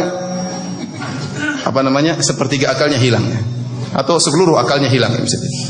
Ya, akhirnya berhubungan dengan istri. Dan orang berbeda-beda, tidak semuanya sama. Ada orang yang syahwatnya menggebu-gebu. Lihat sahabat ini. Dia tahu bahwasanya berhubungan dengan istri di siang hari bolong hukumnya haram. Namun qadarullah, dia terjerumus dalam hal tersebut. Dia tahu hukumnya haram, bukan dia tidak tahu. Dia tahu hukumnya haram. Makanya dia datang dalam kondisi ketakutan. Dia mengatakan, halaktu, saya telah binasa. Karena dia tahu perbuatan tersebut haram. Namun telah terjadi. Ya. Oleh karenanya seorang kalau di malam hari silakan berhubungan, siang tidak boleh karena sedang berpuasa. Maka Rasulullah SAW memberikan solusi kepada sahabat ini. Kata Rasulullah SAW, a'tiq raqabah. Karena kau berhubungan dengan istrimu di siang hari bolong, siang hari puasa, maka bebaskan budak. Dia mengatakan, laisali, saya enggak punya budak wahai Rasulullah. Ya, saya enggak punya budak. Maka Rasulullah SAW berkata lagi, fasum syahraini mutatabi'ain. Kalau kau enggak bisa bebaskan budak, kafarahnya diganti dengan berpuasa 2 bulan berturut-turut. Maksudnya apa? Enggak boleh ada bolong sekali, enggak boleh. Kapan ada bolong sekali, ulang lagi dari awal. Ya, kan ini 1 bulan saja saya sudah gagal. Bulan Ramadan saja sudah gagal, apalagi 2 bulan ya. Enggak bisa dia. Dia mengatakan, la astati, saya tidak mampu. Dan benar tidak mampu. Sekarang bulan Ramadan saja dia sudah berhubungan dengan istrinya, itu baru 1 bulan. Apalagi 2 bulan enggak boleh bolong sama sekali. Saya tidak mampu ya Rasulullah. Maka Rasulullah SAW beranjak kepada kafarah yang ketiga, fa'atim sittina miskinan. Kalau gitu berilah makan kepada 60 orang miskin. Qala la ajid, saya tidak punya uang untuk bersedekah terhadap mereka. Tidak punya uang untuk beli makanan bagi 60 fakir miskin. Fa'utiya bi araqin fihi tamar. Ya, Rasulullah SAW juga bingung apa yang mau dilakukan terhadap orang ini. Disuruh bayar kafarah enggak mampu. Tapi sudah melakukan dosa berhubungan dengan istri di siang hari bulan Ramadan. Maka tiba-tiba ada seorang membawakan sedekah buat Nabi sallallahu alaihi wasallam atau hadiah buat Nabi sallallahu alaihi wasallam berupa keranjang korma. Jadi korma isinya banyak diberikan kepada Nabi sallallahu alaihi wasallam. Maka Rasulullah SAW berkata, "Aina sa'il? Tasaddaq biha." Kata Rasulullah SAW, "Mana tadi orang yang bertanya? Ini ambil korma, bayarkan kafarahmu dengan korma ini. Beri makan kepada 60 fakir miskin." Maka orang ini berkata, "Ala afqara minni?" Apakah saya bersedekah kepada orang yang lebih miskin daripada saya, wahai Rasulullah? Wallahi ma baina labataiha ahlu baitin afqaru minni. Demi Allah, dia bersumpah, demi Allah ya Rasulullah, tidak ada di kota Madinah yang lebih miskin daripada saya. Saya yang paling miskin. Sudah tahu miskin, melanggar lagi. Fadhahikan Nabi sallallahu alaihi wasallam. Rasulullah SAW tertawa tatkala mendengar perkataan orang tersebut. Kemudian Rasulullah SAW hatta badat nawajiduhu. Rasulullah SAW tertawa sampai nampak gerahamnya. Berarti benar-benar tertawa. Kalau orang tertawanya sedang cuma kelihatan gigi seri. Agak sedang kelihatan apa? Gigi taring. Lebih parah kelihatan apa? Geraham. Jadi Rasulullah SAW tertawa sampai kelihatan geraham, berarti beliau benar-benar tertawa. Namun tidak terbahak-bahak tentunya. Kata Rasulullah SAW, "Fa antum idzan." Kalau gitu kasih makan buat kau dan keluargamu. Ya ini kondisi orang ini memang menakjubkan. Ya, melakukan dosa dapat manfaat. Ya. Tapi ente jangan pikir, oh saya juga bisa. Ente dosa neraka jahanam, hati-hati. Nah, ini qadarullah, Allah mentakdirkan dia melakukan apa? Kesalahan ya. Namun subhanallah happy ending ya. Masya Allah. Kenapa? Dia waktu melakukan dosa dia ketakutan ya. Ketakutan, tidak bisa bayar kafarah, bingung, tahu-tahu dapat korma satu keranjang. Ini kondisi yang buat Rasulullah SAW apa? Tertawa. Tapi para hadirin rahmatillah subhanahu wa ta'ala, kita lanjutkan hadis berikutnya. Hadis berikutnya diriwayatkan dari Anas bin Malik radhiyallahu taala anhu. Qala, kata Anas bin Malik, "Kuntu amshi ma'a Rasulillah sallallahu alaihi wasallam wa alaihi burdun najraniyun ghalidul hasyiyati." Suatu hari aku berjalan bersama Nabi sallallahu alaihi wasallam dan Rasulullah SAW memakai semacam selendang yang terbuat dari Najran, dari kota Najran, salah satu kota di kerajaan Arab Saudi. Ya. Ghalidul hasyiyah, namun di ujung selendang tersebut agak tebal, agak kasar. Jadi selendang tersebut ada hiasannya di ujungnya, ada semacam mungkin kain yang agak kasar ya, sebagai hiasan dari selendang tersebut. Itu dipakai oleh Nabi SAW. Qala Anasun, fa'adrakahu a'rabiyun fajabadha biridaihi jabdatan syadidatan. Tiba-tiba ada orang Arab Badui datang menemui Nabi sallallahu alaihi wasallam dan menarik selendang Nabi sallallahu alaihi wasallam dengan tarikan yang sangat keras. Anas berkata, "Fa nadhartu ila safhati atiqin Nabi sallallahu alaihi wasallam wa qad atharat biha hasyiatur rida min shiddati jabdatihi." Maka saya pun melihat kepada leher Nabi sallallahu alaihi wasallam, saya lihat ada bekas di leher Nabi sallallahu alaihi wasallam, mungkin bekas merah karena bekas tarikan yang kuat dari Arab Badui tersebut. Disebutkan dalam riwayat yang lain, jadi Arab Badui ini ingin ketemu Nabi, tapi Nabi SAW sudah mau masuk rumahnya. Dan kalau Rasulullah SAW sudah mau masuk rumah, susah lagi untuk ketemu Nabi. Ya, mungkin gak enak mau ngetuk-ngetuk, maka sebelum Nabi masuk rumah, dia segera narik.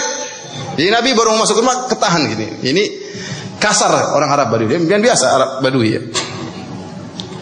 Maka Arab Badui ini setelah menarik dengan tarikan keras di leher Nabi SAW, maka orang ini berkata, "Ya Muhammad, murli min malillahi alladhi indak." Wahai Muhammad, perintahkan kepada anak buahmu agar diberikan harta kepadaku, agar harta Allah yang ada padamu diserahkan kepadaku. Faltafata ilaihi fadhahika thumma amara lahu bi ata. Rasulullah SAW melihat kepada Arab Badui tadi, fadhahika, kemudian dia tertawa. Kemudian dia memerintahkan agar Arab Badui ini diberikan harta. Dan ini saya pernah menyampaikan pengajian tentang mukjizat akhlak Nabi sallallahu alaihi wasallam. Ini di antara satu dalil tentang akhlak Nabi yang merupakan mukjizat. Ya, luar biasa Nabi sallallahu alaihi wasallam. Antum lihat sekarang kondisi Arab Badui ini. Arab Badui ini sekarang mau minta uang dari Nabi sallallahu alaihi wasallam. Tapi cara dia minta uang sangat kasar. Pertama dia manggil nama Nabi langsung, "Ya Muhammad." Tidak ada sahabat berani panggil ya Muhammad. Allah saja kalau manggil ya Nabiullah, ya Rasulullah, wahai utusan Allah. Panggilan dengan panggilan mulia kepada Nabi. Ini Arab Badui manggilnya langsung apa? Ya Muhammad.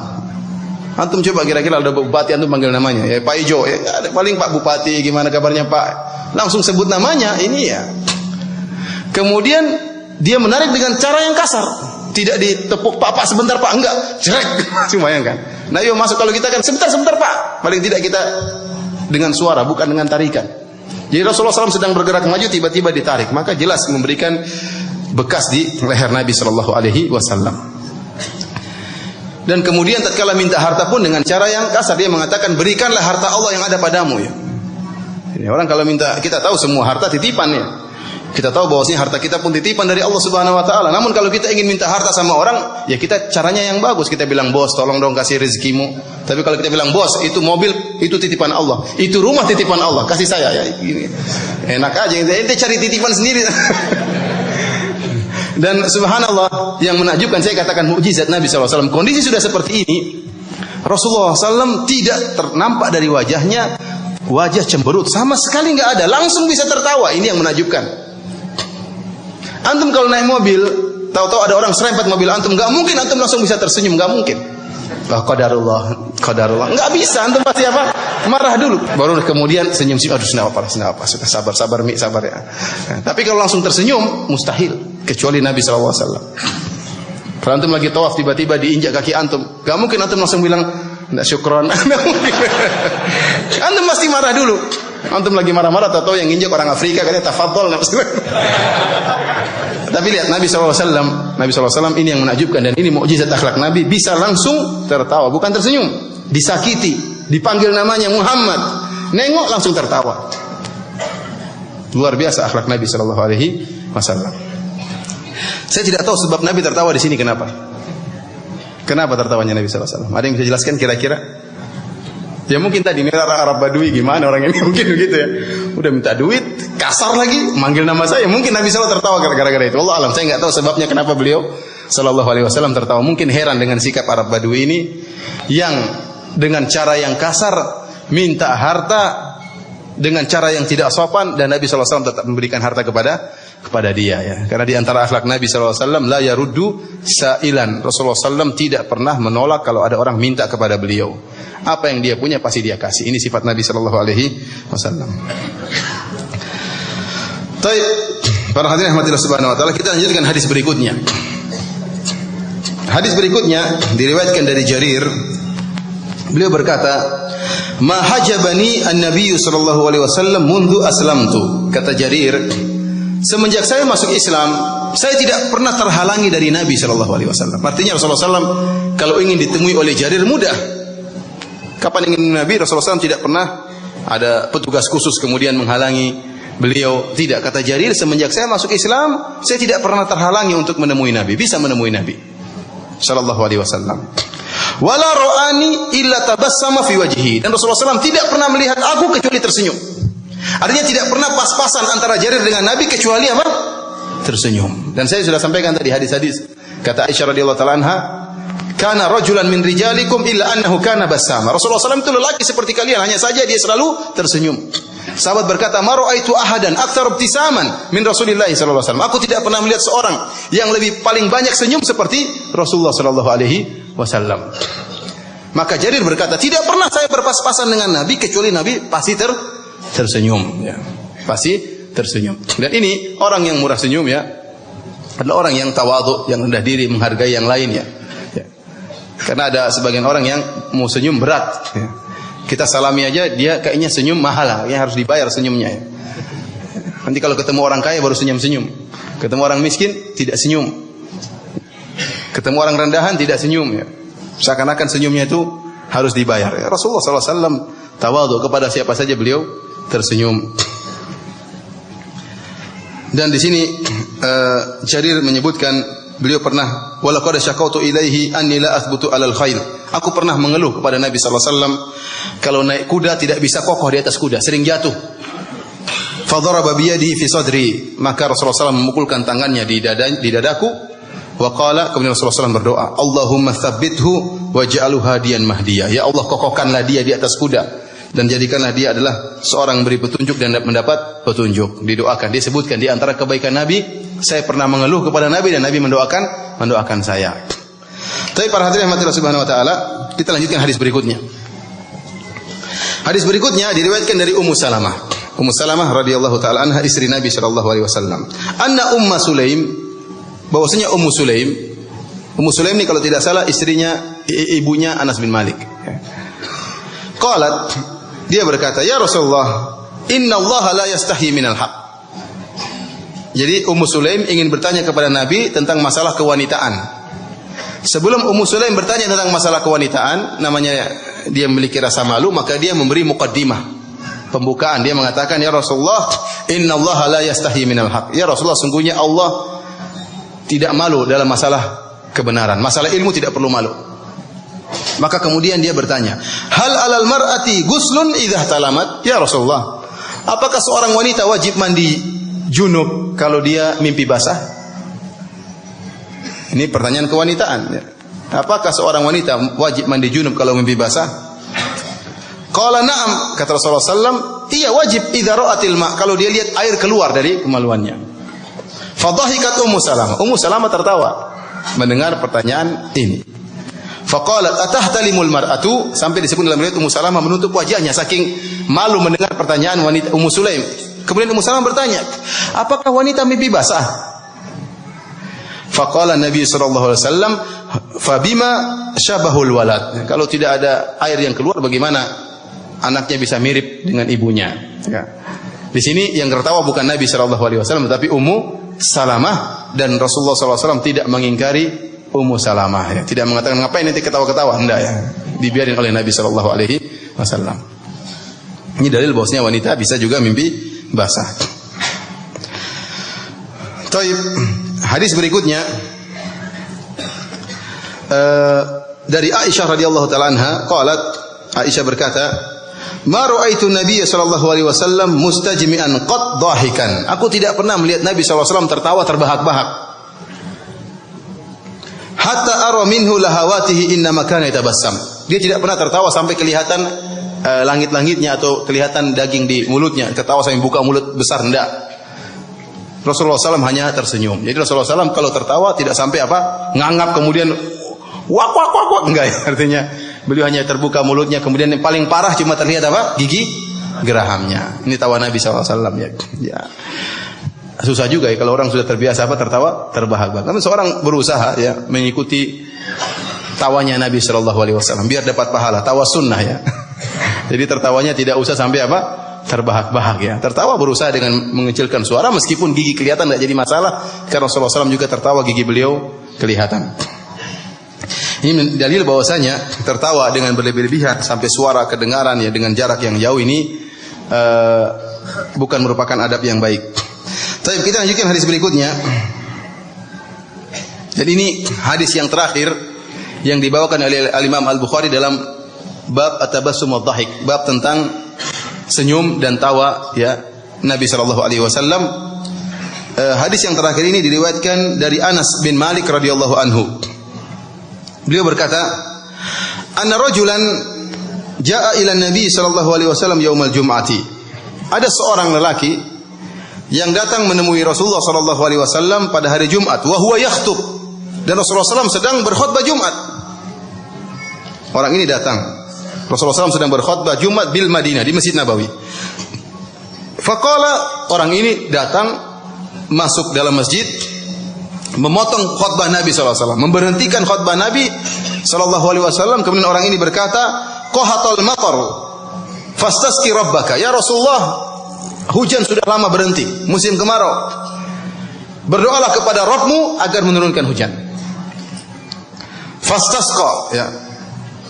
Fanadhara ila sama wa manara min sahab. Maka Rasulullah SAW pun melihat ke langit waktu orang tersebut menegur Nabi. Rasulullah SAW sedang berkhutbah, dan ini dalil bahwasanya boleh kita menghentikan khutbah Jumat kalau kondisinya lagi darurat atau dalam kondisi genting, boleh. Ada kabar tertentu, ada bahaya, ada sesuatu, boleh kita berhentikan khatib. Sebagaimana lagi dia hentikan khatib, dan Rasulullah SAW tidak mengingkari orang ini. Rasulullah SAW tidak mengatakan, tunggu dulu, nanti habis khutbah baru ngomong. Tidak. Rasulullah SAW mendengarkan dan mengabulkan permohonan orang tersebut. Dia mengatakan, sudah lama kemarau, mintalah agar Allah menurunkan hujan. Maka Rasulullah SAW nadhara ila sama, Rasulullah SAW melihat ke langit. Ya, wa ma nara min sahab. Kata Anas bin Malik, kami lihat ke langit di kota Madinah sama sekali enggak ada awan. Langit bersih, tidak ada awan. Fastasqa, maka Rasulullah SAW pun istisqa. Rasulullah SAW pun berdoa minta hujan tatkala khutbah Jumat. Ini dalil bahwasanya minta hujan tidak mesti dengan salat istisqa, bisa juga tatkala khutbah Jumat berdoa kepada Allah untuk minta diturunkan hujan. Fanasha as-sahabu ba'duhu ila ba'dhin. Maka muncullah awan, ya. Kemudian bergabung sebagian dengan yang lainnya. Summa mutiru hatta salat masaibul Madinah.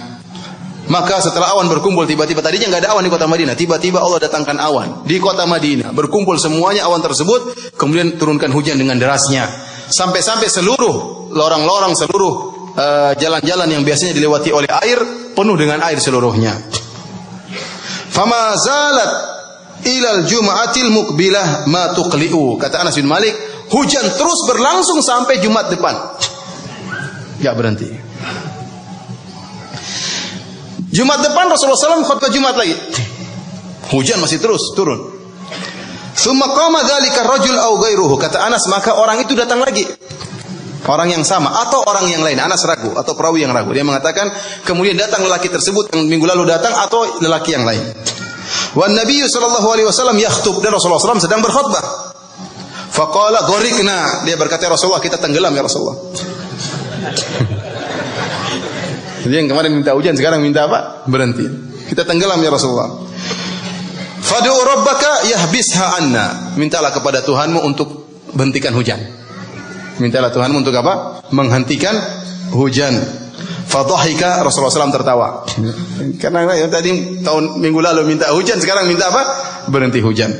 Maka Rasulullah SAW pun tertawa. Kemudian Rasulullah SAW berdoa, kata Rasulullah SAW, Allahumma hawalaina wala alaina. Ya Allah, pindahkanlah hujan-hujan tersebut di sekitar kami dan jangan di atas kami. Dalam riwayat yang lain kata Rasulullah SAW, Allahumma ala dhirab wal akam wa butunil awdiyah. Ya Allah, pindahkanlah hujan-hujan tersebut ke gunung-gunung, ke bukit-bukit dan ke lembah-lembah.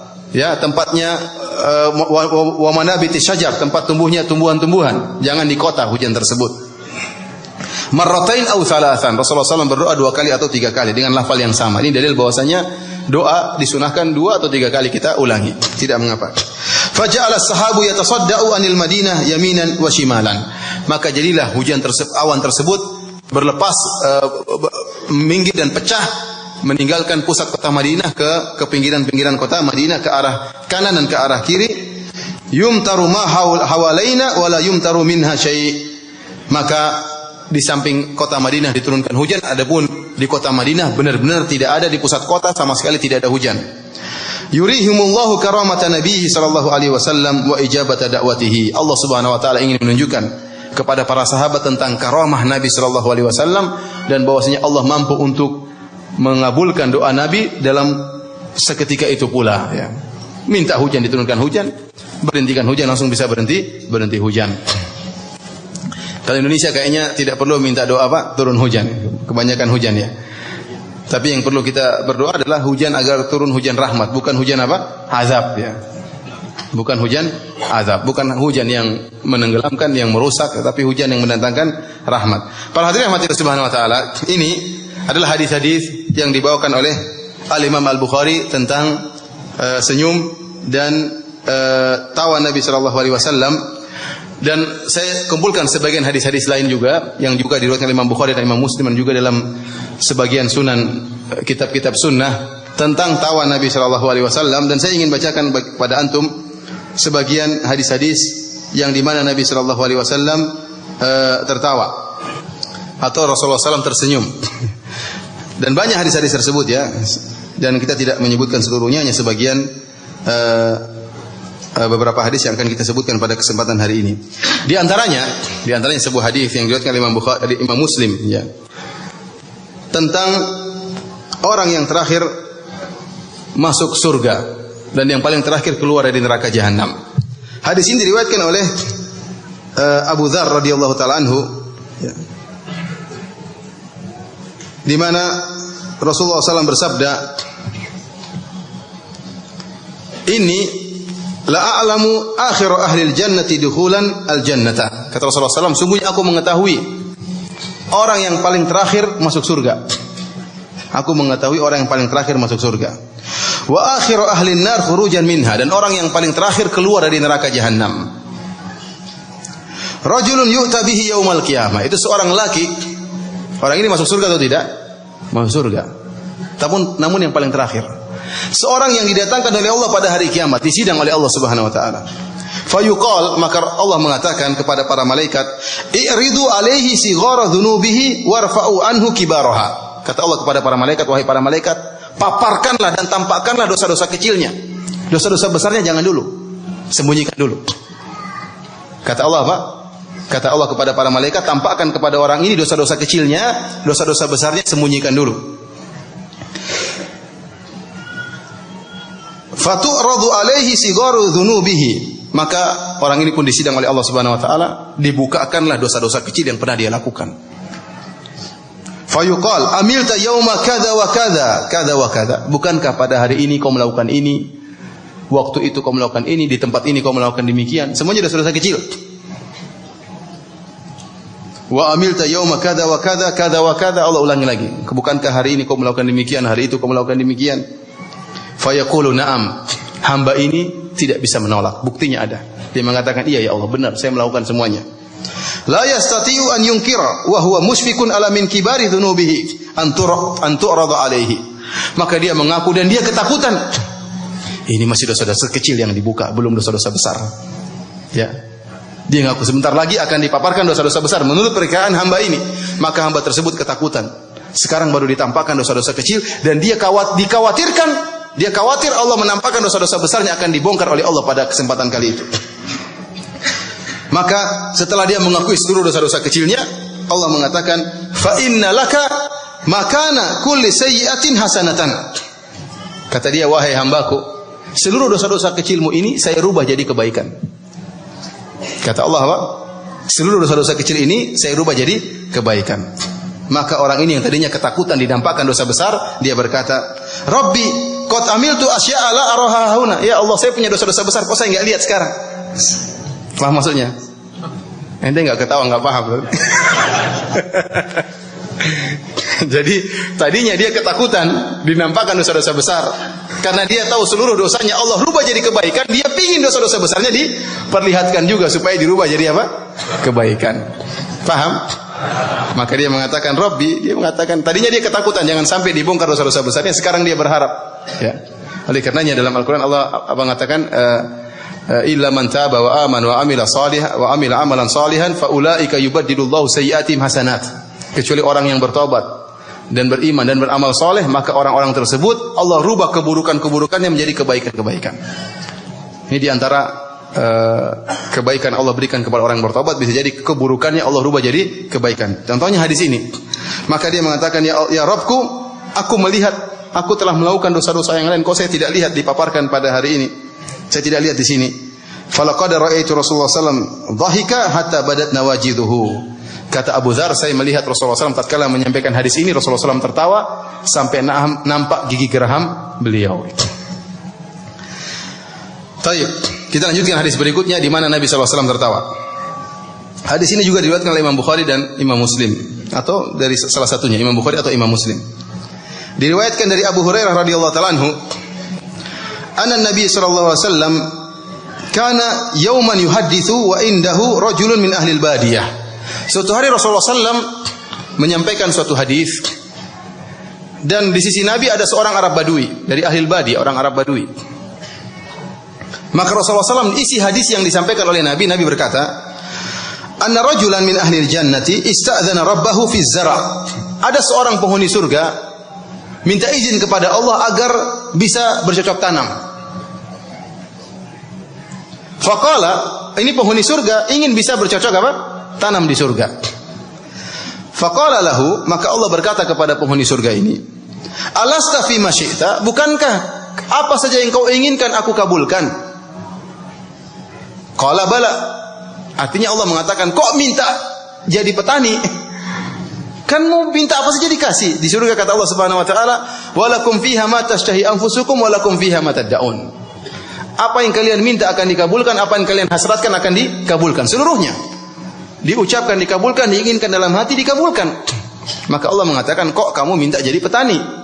Bukankah kau tahu apa yang kau minta seluruhnya aku kabulkan? Kata orang ini, bala, saya tahu ya Allah. Walakinni uhibbu an azra', tetapi saya ingin bisa bercocok tanam di surga. Ini dalil bahwasanya ente pingin apa saja di surga pasti dikabulkan. Ya tidak? Sampai orang ingin bercocok tanam, Allah kabulkan atau tidak? Kabulkan. Orang ini dia dulu ya petani, dia bernostalgia di surga ingin apa? Ingin nanam.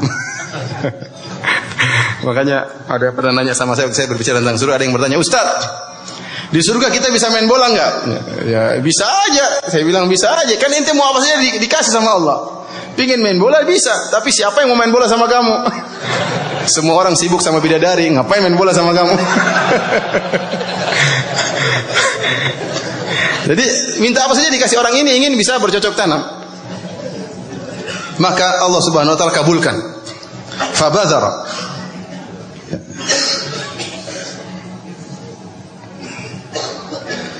Fabadara tarfa nabatuhu wastiwa'uhu wastihsaduhu. Maka dia pun menanam biji, dia tanam di surga. Tumbuhnya cepat sekali, melebihi kecepatan kedipan matanya. Langsung apa? Langsung tinggal panen. Ya, karena surga nggak ada nunggu-nunggu. Dia bertani, aduh kapan tumbuhnya, pusing lah, tanam lagi, nggak besar-besar. Surga nggak ada sedih, pasti apa? Bahagia. Begitu letakkan langsung tumbuh, langsung bisa dipanen. Inilah orang di surga tersebut. Kemudian Arab Badui ini berkata, wallahi, ini yang buat Nabi tertawa. Kata Arab Badui ini kepada Nabi setelah mendengar Nabi menceritakan penghuni surga yang minta jadi petani. Maka Arab Badui ini berkata, wallahi la tajiduhu illa Quraisyan au Ansariyan. Ya Rasulullah, orang ini pasti yang minta jadi petani, ini pasti orang Quraisy atau orang Ansari, orang kota Madinah. Fa innahum ashabuz zara, karena mereka petani, kata Arab Badui ini. Wa amma nahnu falasna bi ashabiz zara. Adapun kami enggak bakalan minta jadi petani, kami bukan petani. Ya, fadhahika Nabi sallallahu alaihi wasallam. Nabi sallallahu alaihi wasallam pun apa? Tertawa ya. Lanjut atau sudah? Baik, kita lanjutkan hadis berikutnya. Hadis juga tentang dari Ibnu Mas'ud, Abdullah bin Mas'ud radhiyallahu ta'ala anhu. Anna Rasulullah SAW berkata, Rasulullah SAW bersabda, "Akhiru man yadkhulul jannata rajulun fahuwa yamshi marratan wa yakbu marratan. Tasfa'uhu an-naru marratan."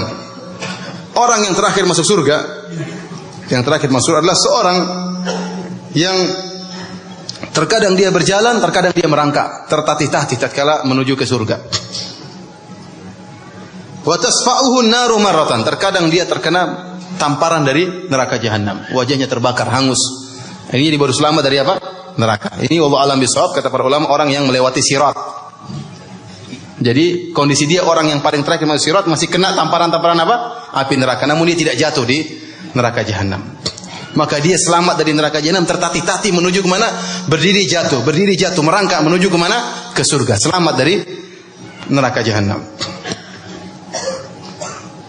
Kemudian kata Nabi SAW, fa idza ma jawazaha iltafata ilaiha. Setelah dia berhasil melewati neraka jahanam, dia balik lihat neraka. Faqala, kemudian dia berkata, tabarakalladzi najjani minki. Maha suci Allah yang telah selamatkan aku dari kau neraka.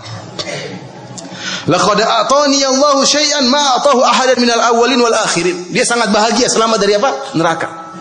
Dia mengatakan saking bahagia, dia berkata, ini kejujuran dia dari hatinya. Dia mengatakan, sungguh Allah telah berikan aku kenikmatan yang tidak pernah Allah berikan kepada orang terdahulu dan orang yang terakhir. Ini nikmat luar biasa, dia selamat dari apa? Neraka. Padahal banyak orang diberi nikmat daripada dia lebih banyak. Cuma dia merasa sangat bahagia. Dia mengatakan, saya tidak ada orang diberi kenikmatan seperti saya. Dari zaman Nabi Adam sampai akhir zaman, tidak ada. Saya ini orang paling nikmat, diselamatkan dari neraka jahanam. Faturfa'u lahu sajaratun, maka dinampakkanlah sebuah pohon. Fayaqulu, "Ay Rabbi, adnini min hadhihi syajarah, fala astadhilla bi dhilliha wa ashraba min ma'iha." Tiba-tiba dinampakkan pohon tersebut, dilihat dari jauh, kata dia, Allah, dia berdoa, Allah, dekatkanlah aku pada pohon tersebut ya Allah. Aku ingin bernaung di bawah pohon tersebut dan aku ingin minum dari air yang ada di pohon tersebut.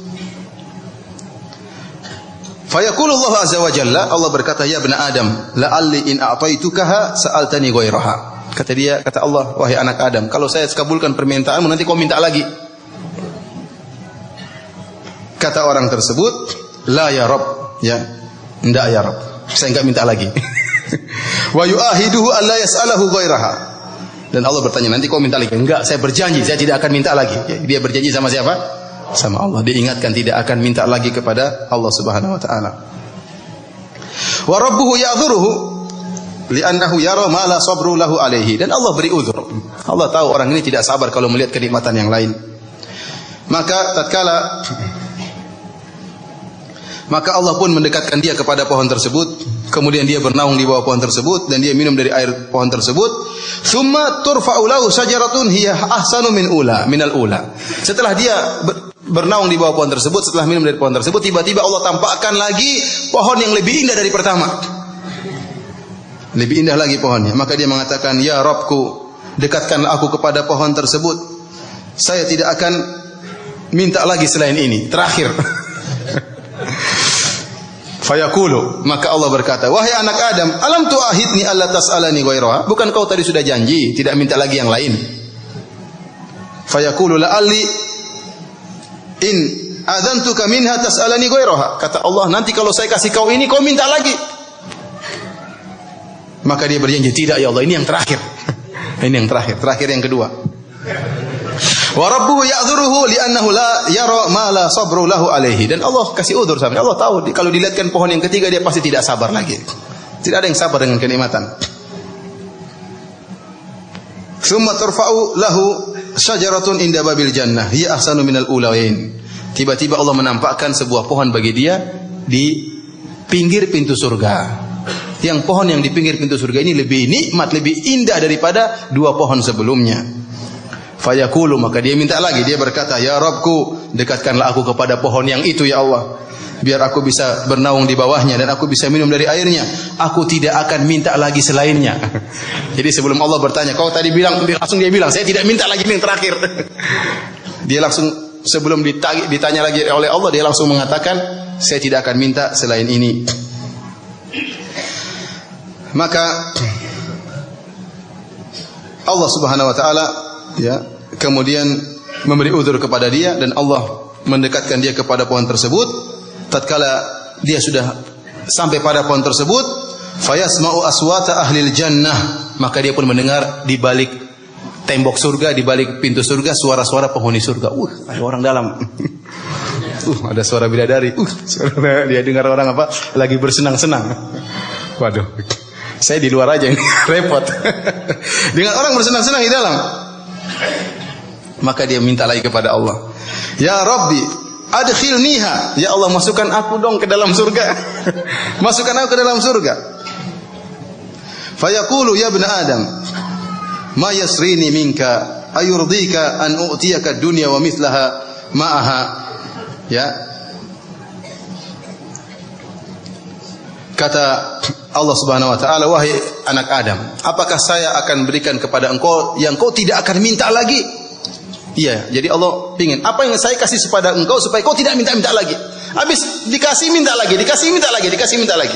Maka Allah berkata kepada dia, "Apakah kau ridho jika aku berikan kepada engkau dunia dan yang semisalnya?" Mau enggak saya kasih kau dunia dan yang semisalnya?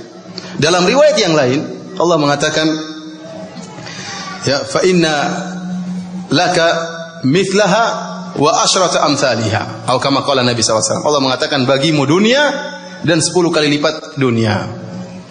Maka orang ini berkata, "Ya Rabbi, atastahzi'u minni wa anta rabbul alamin." Ya Allah, kau ngejek saya padahal kau Tuhan ya Allah. Artinya, saya kok dapat surga tadi baru dari neraka jahanam selamat. Jadi dia tidak membenarkan kalau Allah memberikan kepada dia apa? Dunia 10 kali lipat. Jadi dia mengatakan, "Ya Allah, ente kan Tuhan, masa ngejek saya? Enggak pantas Tuhan ngejek saya."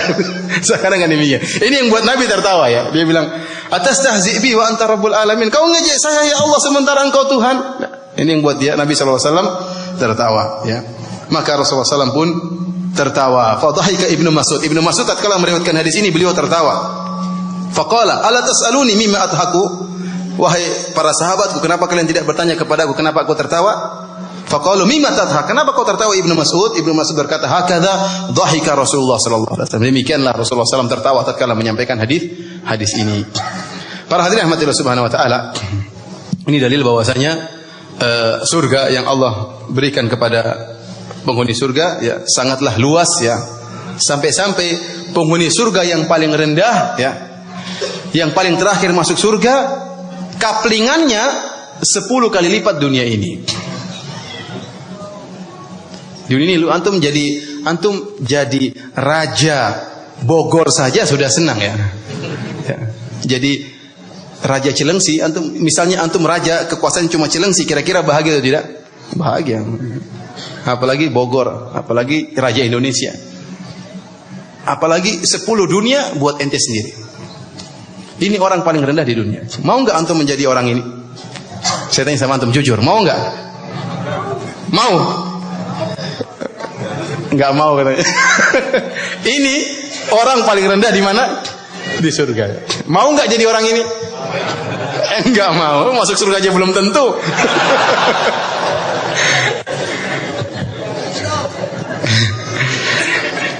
Para hadirin rahmatillah subhanahu wa ta'ala,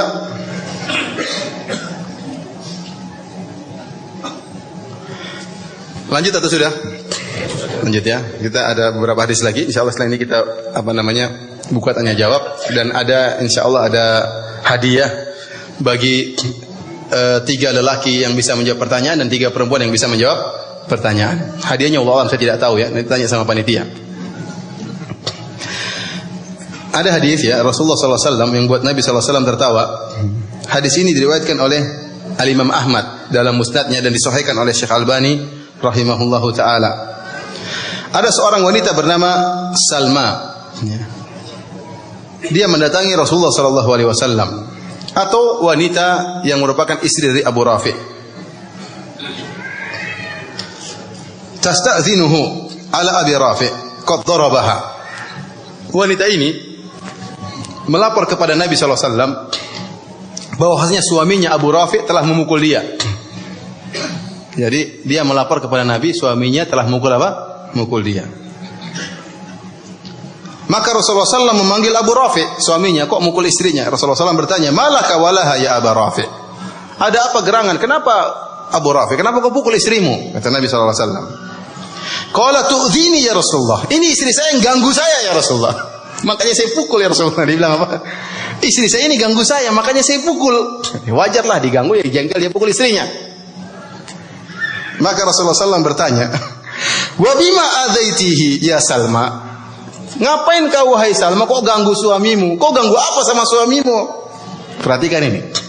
Wajar enggak suami pukul istri gara-gara diganggu terus? Enggak berani bilang wajar. Takut rupanya.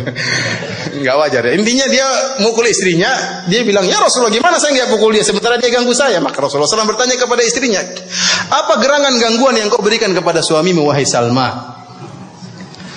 Maka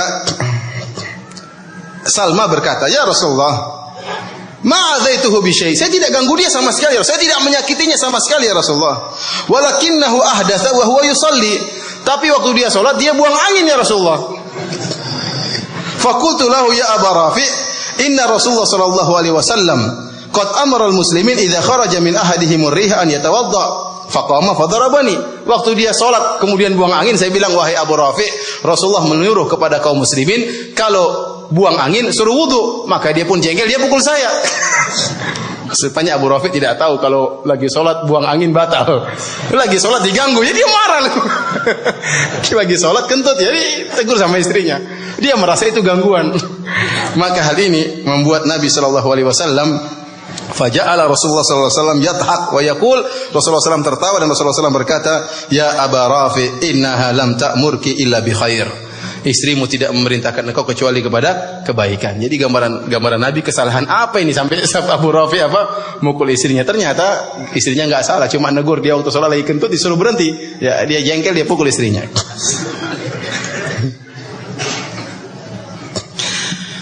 Demikian juga dalam hadis yang lain ya, yang menunjukkan senyum Nabi sallallahu alaihi wasallam, dari Aisyah radhiyallahu taala anha qalat ja'at Sahlatun bintu Suhail ila Nabi sallallahu alaihi wasallam. Ada seorang wanita bernama Sahlah bintu Suhail datang menemui Rasulullah sallallahu alaihi wasallam. Faqalat, kemudian dia berkata, "Ya Rasulullah, inni ara fi wajhi Abi Hudzaifah min dukhuli Salim wa huwa halifuhu." Ya, saya melihat wajah suamiku ada perubahan Abu Hudzaifah. Kalau Salim datang ya, menemuiku. Ya. Salim ini sudah lama tinggal di rumahnya Abu Hudzaifah. Namun lama-kelamaan dia mulai besar. Ya. Dan dia adalah sering masuk bertemu dengan istrinya. Tatkala sudah mulai besar, suaminya mulai cemburu. Padahal sejak kecil tinggal di situ. Namun ini bukan mahramnya. Sudah mulai cemburu, maka dia pun khawatir. Maka dia bertanya kepada Rasul, istrinya khawatir, ya Rasulullah, saya lihat suamiku mulai ada nampak sesuatu di wajahnya kalau Salim masuk menemuiku. Karena bukan mahramnya. Faqala Nabi sallallahu alaihi wasallam, ardihi. Rasulullah SAW kasih solusi. Ya sudah kalau gitu, susui si Salim supaya jadi anak apa? Susuan. Paham? Ini Salim udah gede loh. Paham? Kata Rasulullah SAW, ardihi, susui si Salim. Faqalat, kata dia, wa kaifa urdihi? Caranya bagaimana ya Rasulullah? kata siapa namanya? Sahlah. Wa kaifa urdihi? Bagaimana saya kasih nyusui dia? Wa huwa rajulun kabir, dia udah gede ya Rasulullah. Gimana cara nyusunya? Maka Rasulullah SAW fatabassama. Rasulullah SAW tersenyum. Rasulullah SAW mengatakan, qad alimtu annahu rajulun kabir. Saya sudah tahu dia udah gede. Bukan begitu maksudnya. Tidak mesti harus langsung. Ya bisa ditaruh di gelas dulu baru dia apa? Susuin. Jadi Rasulullah SAW tersenyum. Ya saya sudah tahu dia udah gede. Siapa bilang saya tidak tahu ya? Saya sudah tahu. Ya. Ini yang buat Rasulullah SAW apa? Tersenyum. Ya. Dalam riwayat yang lain, fadhahika Rasulullah SAW. Rasulullah SAW pun tertawa. Inilah hadis yang menyebabkan para ulama khilaf tentang masalah apakah menyusui orang yang sudah besar, sudah dewasa bisa menjadikan dia mahram anak persusuan. Ada khilaf di kalangan para ulama ya. Ya, para ulama sepakat kalau anak tersebut di bawah 2 tahun, innamar radha'ah minal majaa. Dalam hadis Rasulullah SAW mengatakan persusuan yang menjadikan persaudaraan, menjadikan mahram adalah karena kelaparan. Artinya anak tersebut tatkala minum air susu ibunya, minum air susu seorang wanita kenyang karena air susu tersebut, itulah yang menjadi mahram. Jika disusui selama 5 radha'at, 5 kali susuan. Jadi anak ini menetek. Setelah dia menetek, satu majelis dia berhenti. Misalnya jam 7 pagi disusuin sama ibu tersebut. Sampai selesai jam 7:30 sudah berhenti. Nanti jam 10 dia minta netek lagi, disusuin lagi. Ini sudah majelis yang kedua. Paham? Meskipun dalam satu majelis dia buka, dia tetek, tapi dia masih terus ulang-ulang. Karena ada anak bayi yang bolak-balik, tidak langsung sekali nyusu lama, tidak. Terkadang mungkin 1 menit dia lepas lagi, dia nyusu lagi. Kalau dia udah kenyang, ini sudah majelis kedua. Terus misalnya jam 2 dia netek lagi, nyusui lagi, majelis yang ketiga. Kalau sudah 5 kali, maka jadi anak susuan. Jadi anak susuan wanita ini. Dan suami wanita ini jadi bapak susuannya. Ya, suami wanita ini yang menyebabkan sang wanita punya air susu, ya. Karena wanita ini punya air susu karena berhubungan dengan suaminya sehingga punya anak, maka disebutkan pemilik susu adalah suaminya. Karena susunya diminum oleh anak ini, maka suami ini menjadi bapak susuan. Ini masalah radha'ah, masalah persusuan. Nah, yang jadi masalah kalau umurnya 2 tahun di bawah dan anak itu kenyang gara-gara air susu, para ulama sepakat. Yang jadi masalah bagaimana kalau udah gede? Boleh enggak jadi menjadi anak susuan? Yang jadi masalah dalam hadis ini Rasulullah SAW menyuruh Sahlah untuk menyusui siapa? Salim. Padahal Salim sudah dewasa. Dari sini khilaf di kalangan para ulama. Aisyah mengatakan meskipun sudah gede, kalau minum air susu bisa jadi mahram. Dan pendapat yang dipilih oleh sebagian ulama bahwasanya ini perkara khusus, ini masalah tidak bisa dikiaskan. Ini masalah disebut dengan masalah khusus, tidak bisa dikasihkan yang lain. Ibnu Taimiyah rahimahullah dan juga Ibnu Qayyim berpendapat kalau ada kondisinya seperti Salim, maka hukumnya seperti ini. Artinya ada seorang melihara anak sejak kecil, sudah kayak ibunya sendiri, sudah kayak bapaknya sendiri. Maka bagaimana solusinya supaya jadi mahram? Meskipun dia sudah dewasa, boleh diberi air susu. Wallahu a'lam bishawab. Ini khilaf di kalangan para ulama. Para hadirin Allah Subhanahu wa taala, di antara tawa Nabi sallallahu alaihi wasallam adalah tawa Rasulullah sallam dengan istri-istrinya. Ada beberapa hadis yang menjelaskan Rasulullah sallam tertawa dengan istrinya. Rasulullah bercanda dengan istrinya sampai tertawa di hadapan istrinya. Di antaranya hadis yang diriwayatkan oleh Abu Daud rahimahullah dalam sunannya dari Aisyah radhiyallahu taala anha. Suatu hari Aisyah radhiyallahu taala anha main boneka-bonekaan di rumah. Maka Rasulullah SAW mendatangi Aisyah. Rasulullah SAW berkata, "Ma hadza ya Aisyatu?" Ini apa wahai Aisyah? Kata Aisyah, "Banati." Ini adalah putri-putriku. Adalah apa? putri-putrinya. Jadi dia bermain, dia jadi ibu, ini anak-anaknya. Aisyah tidak punya anak tentunya. Wa ra'a bainahunna farasan lahu janahan. Kemudian di antara putri-putri boneka-boneka tadi, ternyata Rasulullah SAW melihat ada boneka kuda yang memiliki 2 sayap. Maka Rasulullah SAW bertanya, "Ma hadzal ladzi ara wasatahunna?" Wahai Aisyah, ini apa ada kuda kok punya sayap 2? Kata Aisyah, "Wa ma alladzi alaihi?" Dan apa yang ada di kuda tersebut? Kata Aisyah, janahan. Kuda ini punya 2 sayap. Maka Rasulullah SAW bertanya, farasun lahu janahan? Ya, apakah kuda memiliki 2 sayap? Kata Aisyah radhiyallahu ta'ala anha, "Ama sami'ta anna li Sulaimana khailan lahu ajniha?" Ya Rasulullah, apa kau tidak tahu Sulaiman punya kuda sayapnya banyak? Qalat fadhahika hatta ra'aitu nawajidahu. Maka Rasulullah SAW tertawa tatkala melihat Aisyah mengatakan Nabi Sulaiman punya apa? Punya kuda yang memiliki sayap-sayap, ya. Para hadirin rahmatillah subhanahu wa taala, ya, ini saja, masih banyak hadis-hadisnya ya, cuman saya cukupkan sampai di sini tentang senyum dan tawa Nabi sallallahu alaihi wasallam. Dan ini dalil bahwasanya seorang muslim, ya, seorang yang ramah, murah senyum, dan senyum adalah sunnah Nabi sallallahu alaihi wasallam. Bukankah Rasulullah SAW mengatakan tabassumuka fi wajhi akhika shadaqah? Engkau tersenyum di hadapan saudaramu adalah merupakan sedekah, ya. Dan kita jangan pernah menyepelekan kebaikan apapun, bahkan senyuman. Dan ini diingatkan oleh Nabi sallallahu alaihi wasallam. Kata Rasulullah sallallahu alaihi wasallam, "La tahqiranna minal ma'rufi syai'an." Janganlah kau meremehkan kebaikan sedikit pun, walau antalqa bi akhika biwajhin talq. Meskipun kau bertemu dengan saudaramu dalam wajah senyum, ya. Kalau Anda tersenyum dengan orang lain, meskipun Anda anggap sepele, ingatlah dicatat oleh malaikat dan pasti ada ganjarannya. Senyum Anda yang meskipun mungkin cuma 1 detik, 2 detik, itu pasti ada ganjarannya di sisi Allah Subhanahu wa taala. Ya, oleh karenanya seorang murah senyum, tidak mengapa sekali dia tertawa, ya, bercanda tidak mengapa sesekali, namun jangan berlebih-lebihan. Dan ini saja mungkin yang saya sampaikan. Kalau ada yang mau bertanya, saya persilahkan. Wallahu taala alam bissawab.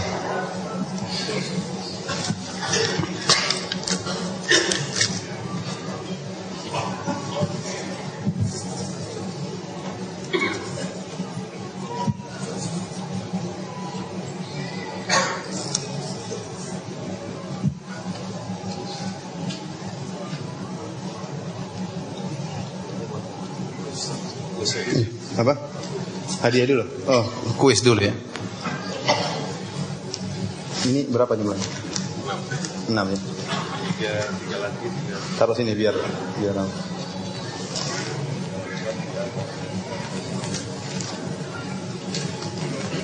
Coba sedikit. Aku di sana. Oh, iya. Ini juara 1 2 3 enggak ada bedanya. Ini hadiahnya, ya. Enggak tahu isinya apa. Jangan-jangan cek besar. Baik, para hadirin rahmatillah subhanahu wa taala. Ya, ini supaya hari ini tidak terlupakan. Ada 3 pertanyaan buat ikhwan dan ada 3 pertanyaan buat akhwat. Yang bisa jawab akan diberikan hadiah. Pertanyaan pertama lelaki terlebih dahulu, ya. Yang pertama bagi para lelaki, sebutkan judul bab yang dibuat oleh Imam Al-Bukhari yang kita bahas pada pagi hari ini. Ini dulu, apa? Boleh nyontek, boleh enggak apa? Tentang senyuman dan canda. Dan tawa. Senyuman dan tertawa, ya. Tulisnya canda. Contekannya sudah nyontek keliru lagi. Benar setengah, salah setengah, enggak bisa dirobek dan apa. Silakan ya. Silakan. Judulnya bab tabassum wa dhahik, bab tentang senyuman dan tawa. Silakan pilih yang mana. Yang besar belum tentu lebih berharga, ya. Baik, kita tanya kepada para ibu-ibu, ya.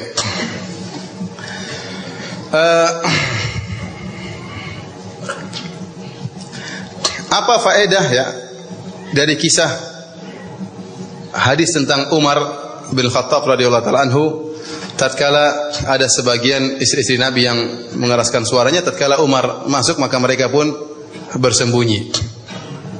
Ada yang bisa sebutkan faedahnya? Silakan angkat tangan. Ibu-ibu ya.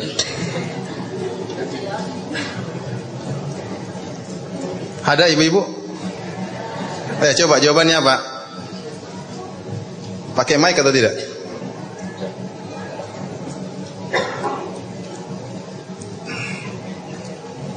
Ibu-ibu? Kalau susah saya ganti soalnya nih. Ada yang jawab nggak? Ada ya, silakan jawab, silakan. Tentang keutamaan sahabat Umar bin Khattab, Ustaz. Masya Allah. Yang kedua? Yang kedua tentang apa tuh lagi tuh?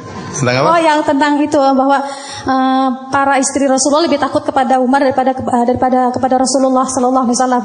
Masya Allah. Yang ketiga? Cuma itu dua yang bisa saya tangkap, apa? Ustaz. Cuma dua itu aja yang mungkin bisa saya pahami, Ustaz.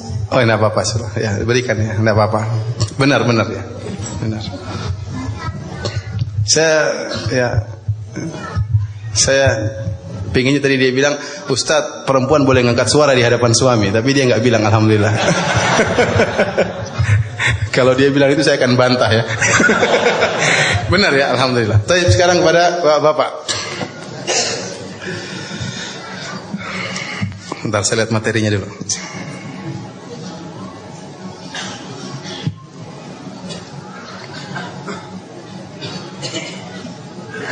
Siapa nama wanita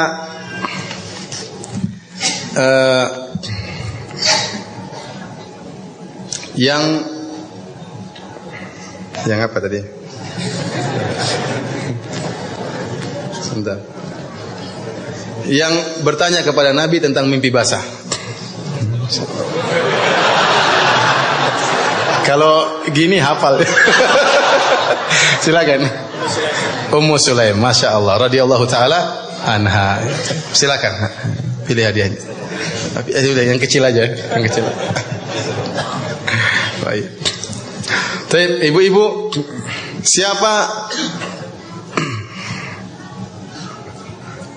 Siapa nama suami pertama wanita tadi yang protes kepada Nabi, yang telah menikah 2 kali? Suami kedua namanya Abdurrahman bin Zabir. Suami pertama namanya siapa? Ibu-ibu? Ya, sebentar. Silah. Siapa? Sebentar ya, oke. Enggak apa-apa nyontek ya, enggak apa-apa. Enggak apa-apa kerja sama, nanti hadiahnya bagi-bagi. Rifa'ah. Masya Allah, hafal juga. Jazakillah khairan. Benar ya, Rifa Al-Quradi. Benar. Baik, pertanyaan buat bapak-bapak. Masalah fikih aja ya. Sebutkan ya, kalau apa hukum kafarah? Apa kafarahnya orang yang berhubungan dengan istrinya di siang hari bulan Ramadan? Yang saya di luar tadi. Masalahnya dia sambil begini-gini. Silakan.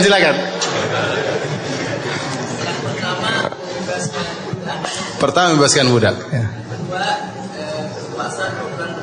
Yang kedua berpuasa, kalau tidak bisa bebaskan budak berpuasa 2 bulan berturut-turut.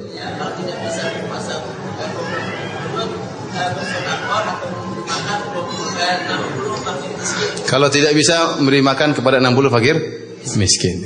Baik, kalau ada seorang berkata, jangan dulu berdiri. Saya tanya, hukum berhubungan dengan istri siang hari bulan Ramadan dosa atau bukan? Dosa atau bukan? Dosa ya. Kalau ada yang bilang, Ustaz, saya kan punya uang banyak, ya udah saya berhubungan saja, tinggal kasih fakir miskin. Boleh atau tidak? Benar. Iya benar. Niatnya salah, sejak awal sudah salah. Kalau ada yang bilang, Ustaz, bagaimana kalau ya udah ambil aja lah, kasihan. Silakan sini. Silakan. Oh, di offer aja. Enggak ada pilihan ya.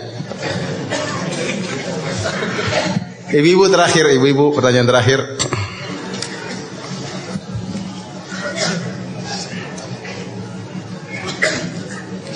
Di kota mana ya, tidak disebutkan tadi, terjadi peperangan yang akhirnya para sahabat banyak terluka? Ibu-ibu, angkat tangan.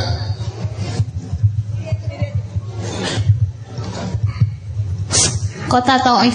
Masya Allah, benar ya, kota Taif. Udah kasih aja, nggak usah ditanya lagi, silakan. Sekarang kita jawab pertanyaan, ada waktu yang tersisa ya. Pertanyaan, apa benar suami istri boleh berciuman bibir saat berpuasa? Jawabannya ya, boleh, tapi hati-hati. Karena tidak boleh seorang misalnya berciuman bibir sampai akhirnya air liur istri ketelan sama air liur oleh suami, atau sebaliknya air liur suami tertelan oleh istri. Adapun kalau ciumannya sekedar di bibir tidak jadi masalah. Dalam Sahih Bukhari dan Sahih Al-Bukhari, Aisyah radhiyallahu taala berkata, "Kana Nabi sallallahu alaihi wasallam yubashiruni wa yuqabbiluni wa huwa sha'im wa kana amlakakum li irabi." Atau kama qalat. Kata Aisyah radhiyallahu taala anha, Nabi sallallahu alaihi wasallam mencumbuiku dan Rasulullah SAW menciumku padahal dia sedang berpuasa. Namun dia adalah orang yang paling bisa menahan syahwatnya. Ini dalil sampai sebagian ulama seperti Ibnu Hazm berpendapat di antara sunnah puasa menciumui istri. Namun ini bukan sunnah sebenarnya. Ini hanya sekedar menjelaskan tentang kebolehan. Tatkala seorang berpuasa tidak menghalangi dia untuk bermesraan dengan istri selama tidak kebablasan. Karena mencium tidak jadi masalah, mencium istri selama tadi tidak ada air liur yang masuk kepada lawannya ya. Suami air liurnya ketelan istri atau air liur istri ketelan suami, maka ini membatalkan puasa.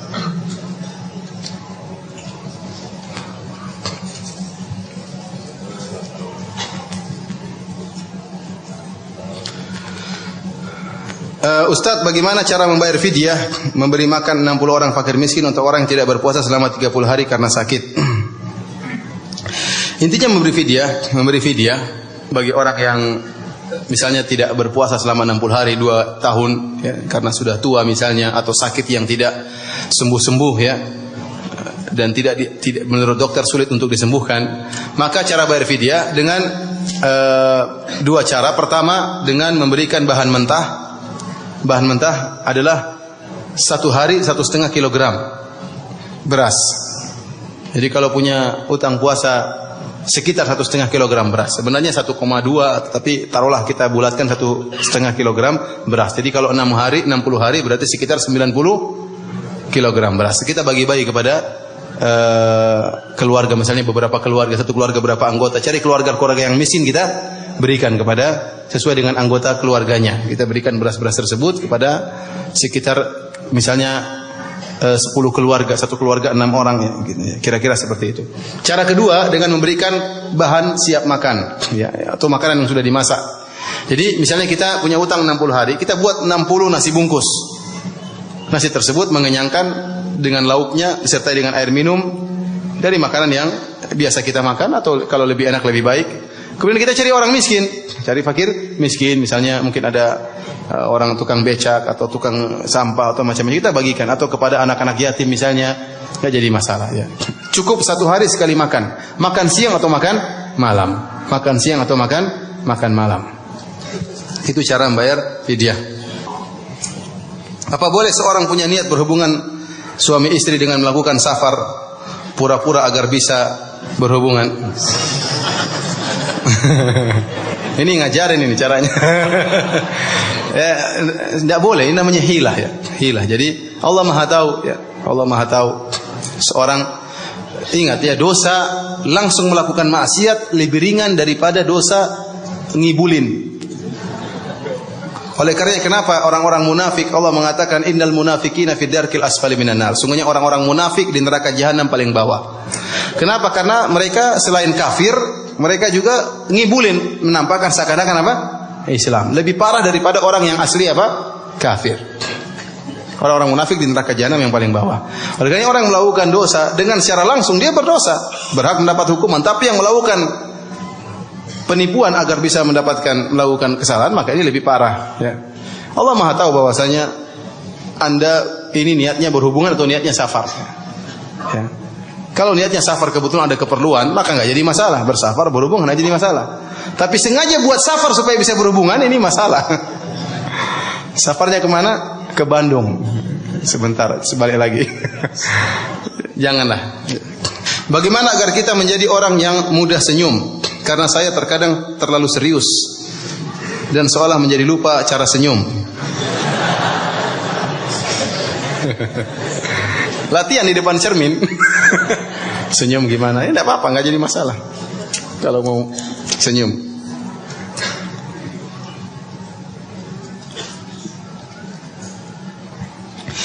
Ustaz, dari hadis Aisyah yang menceritakan bahwa dia pernah main boneka, muncul pertanyaan, apakah hukum boneka? Bukankah boneka itu menyerupai ciptaan Allah, dan bagaimana hukum orang yang main boneka? Ini keringanan, kata para ulama, rukhsah, keringanan yang dibolehkan dalam syariat.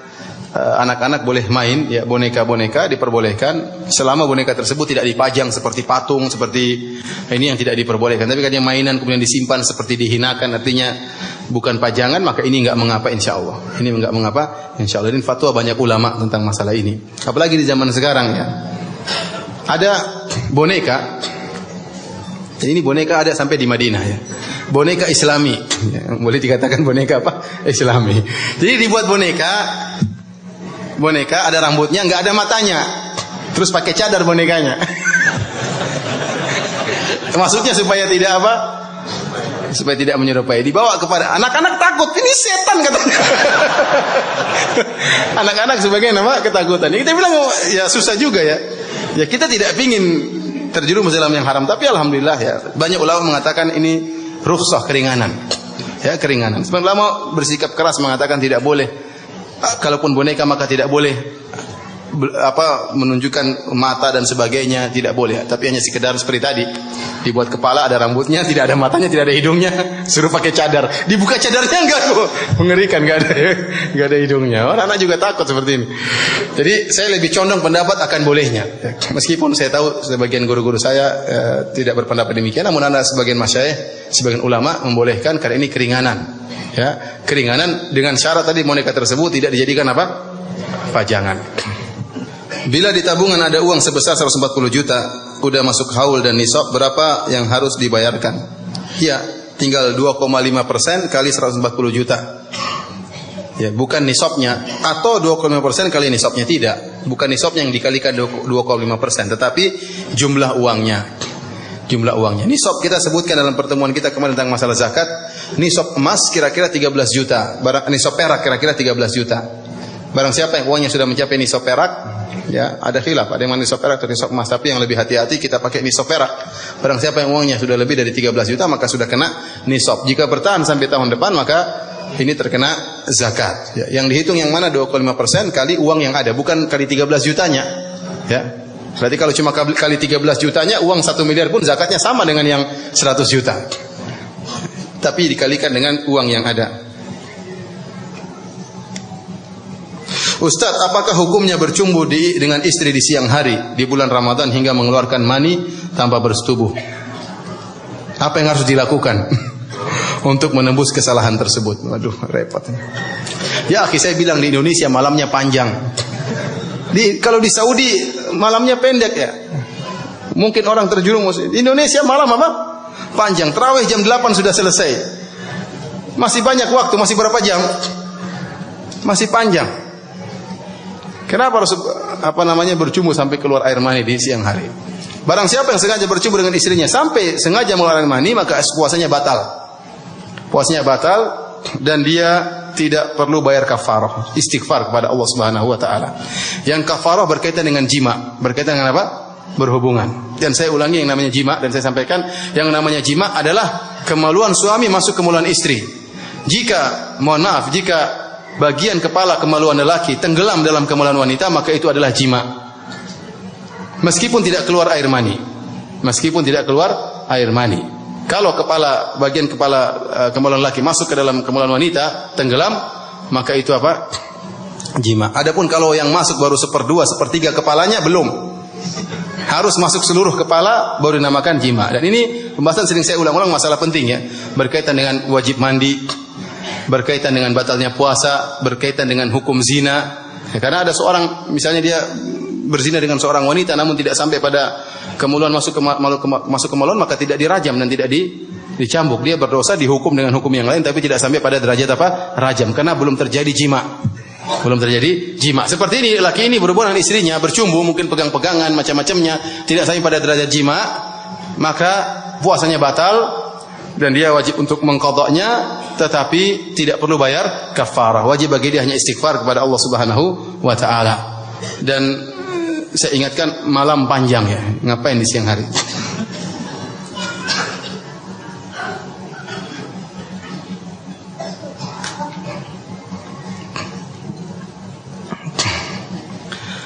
Ustaz, tadi Ustaz sebutkan bahwa penduduk surga apa yang mereka minta maka akan dikabulkan. Lalu bagaimana jika penduduk surga Adan atau surga yang di bawah minta naik pangkat ke surga Firdaus? Wallahu alam. Sepertinya ya, wallahu alam sepertinya tidak ya, karena Allah mengatakan walikullin darajatun mimma amilu. Masing-masing derajatnya sesuai dengan amalan mereka. Maka Rasulullah telah memberi isyarat aqrabu minni majlisan yaumal qiyamah ahsinum akhlaqa. Orang yang paling dekat denganku pada hari kiamat yaitu yang paling baik akhlaknya. Ini menunjukkan ada orang yang agak jauh dari Nabi. Paham? Ini menunjukkan surga itu bertingkat-tingkat. Sekarang ini adalah orang yang paling rendah di dunia, ternyata dia mendapatkan surga kaplingannya 10 kali lipat dunia ini. Berarti yang lebih tinggi lagi. Mungkin di surga dia tidak diberi ilham untuk minta kepada surga yang lebih tinggi. Mungkin Allah alam bisawab, ini masalah akhirat yang jelas. Dalil-dalil menunjukkan surga itu bertingkat-tingkat. Ini pertanyaan protes ya. Tidak apa-apa, ini masukan buat saya ya. Katanya, Ustaz, I love you karena Allah ya. Habbakallahu alladzi ahbabtani fi. Rasul tidak pernah tertawa terbahak-bahak. Tetapi Ustaz kok tertawa terbahak-bahak ya. Antum juga kan. Saya bilang ya, kita tidak seperti Rasul ya. Kita masih banyak kekurangan ya. Ini dalil bahwasanya Ustaz itu bisa salah bisa benar. Ini tertawa terbahak-bahak tidak berdosa, cuma tidak sesuai dengan adab Nabi sallallahu alaihi wasallam. Tidak ada dalilnya kalau orang tertawa terbahak-bahak berdosa. Akan tetapi adab Nabi tidak demikian. Adab Nabi tertawa tidak sampai keluar suara besar. Tertawa ada suara tapi tidak sampai terpingkal-pingkal istilah kita ya, sampai suara kedengaran dari jarak yang jauh ya. Ya mohon maaf ya Ustaz, antum modelnya seperti ini ya. Anak tidak bisa bahasa Arab, apakah di surga nanti bisa bahasa Arab? Wallahu alam, saya tidak tahu ya. Saya tidak tahu ya. Adapun hadis yang mengatakan bahwasanya penghuni surga berbicara dengan bahasa Arab, hadisnya lemah ya. Karena sebagian orang mengatakan ente belajar bahasa Arab, kalau nggak tahu bahasa Arab nanti gimana di surga? Gimana mau ngerayu bidadari nggak bisa bahasa Arab? Kita bilang nggak ada dalilnya, ya. Insya Allah nggak tahu di surga pakai bahasa apa, kita tidak tahu. Ya. Tidak ada secara khusus, yang penting insya Allah bisa berkomunikasi antara satu dengan yang lainnya.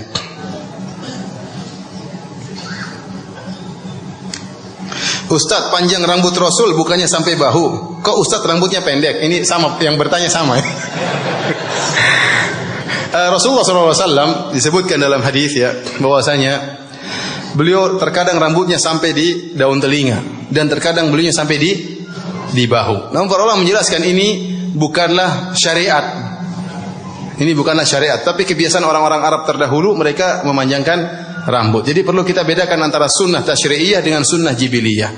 Sunnah tasyri'iyah yaitu sunnah perbuatan-perbuatan yang dikerjakan oleh Nabi sebagai syariat.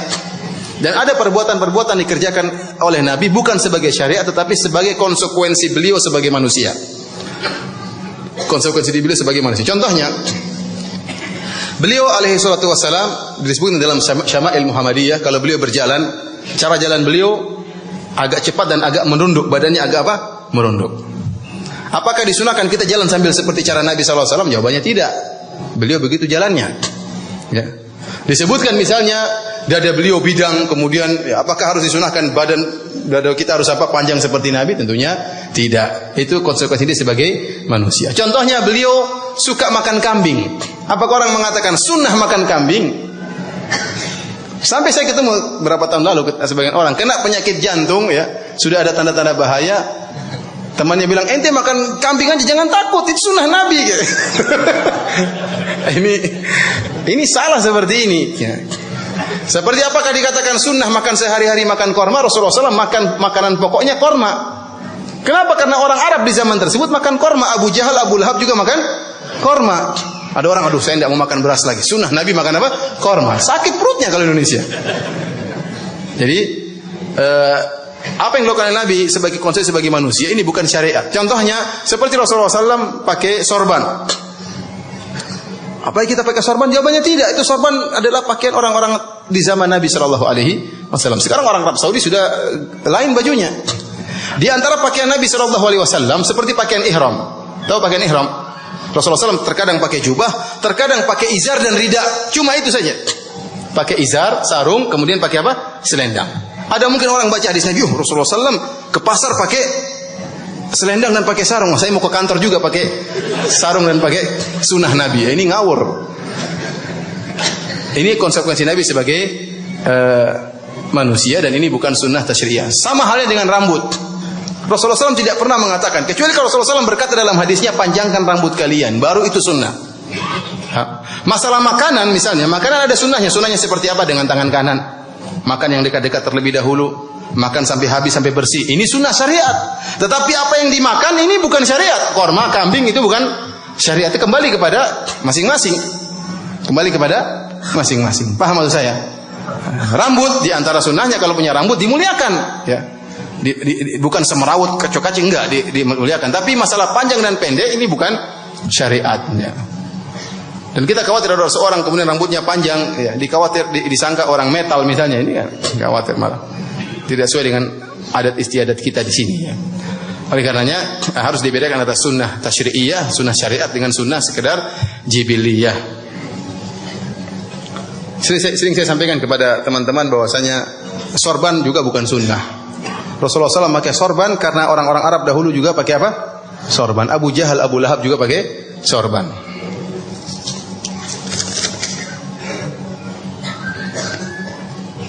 Apakah maksud dari hadis terlalu banyak tertawa mematikan hati? Benar ya, kata Rasulullah SAW, inna kathratal dhahik tumitul qalb. Sungguhnya kebanyakan tertawa akan mematikan apa? Hati. Kenapa? Karena seorang kapan mau ingat akhirat? Kapan mau dia bersendirian tatkala mengingat dosa-dosanya? Sementara dia tertawa terus, melupakan tentang dosa-dosanya. Ya, melupakan tentang kesalahan-kesalahannya. Terlalaikan daripada mengingat akhir. Terlalu banyak tertawa tentunya akan mematikan apa? Mematikan hati.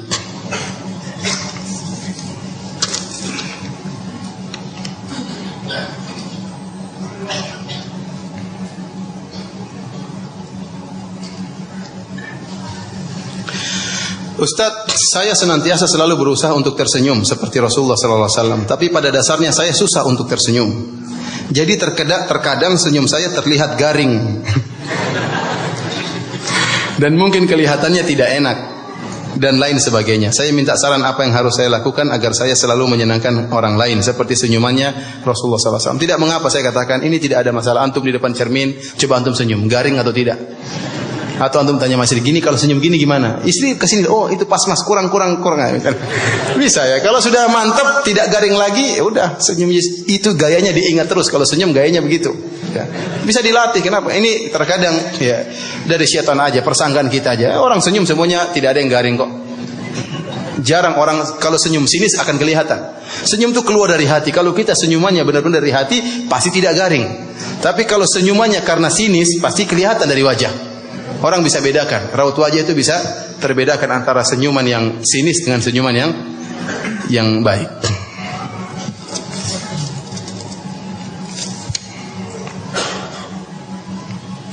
Apakah kita yang harus bekerja sehingga tidak bisa beriktikaf di masjid masih bisa mendapatkan Lailatul Qadar? Iya, Lailatul Qadar tidak disyaratkan untuk iktikaf. Tetapi iktikaf lebih afdal untuk bisa meraih Lailatul Qadar. Ya. Yang penting Lailatul Qadar, saya katakan Lailatul Qadar akan melewati kita seluruhnya. Semua kita akan mendapatkan malam tersebut. Tetapi yang jadi pertanyaan, bagaimana kondisi kita di malam tersebut? Itu yang dipertanyakan. Oleh karena Rasulullah SAW iktikaf supaya di malam Lailatul Qadar pas beliau lagi sibuk beribadah. Oleh karenanya Aisyah sendiri tidak iktikaf dan bertanya tentang Lailatul Qadar. Aisyah tidak iktikaf. Dia bertanya kepada Rasulullah, ya Rasulullah, ya, apa yang harus aku ucapkan jika aku merasakan mendapatkan Lailatul Qadar? Maka Rasulullah SAW berkata, "Quli Allahumma innaka afuwun tuhibbul afwa fa'fu anni."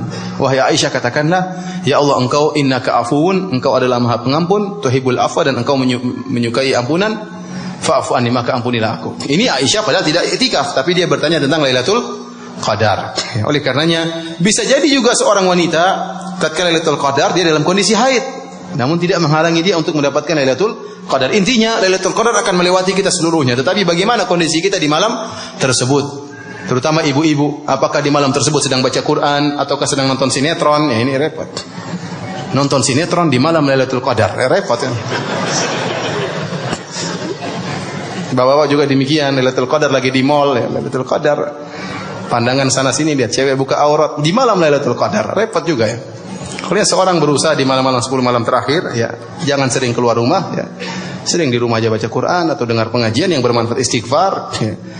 Kalau mau belanja, tumpukin barang sebelum 10 malam terakhir.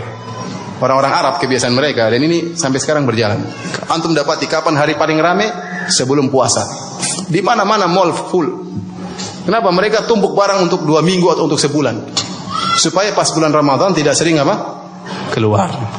Harusnya seperti itu, bagus ya. Kalau antum punya kulkas besar, isi macam-macam di situ. Kalau tiap hari ke mall bolak-balik ke mall, Lailatul Qadar ke mall, malam ganjil di mall ya. Jadi iktikafnya di mall, repot.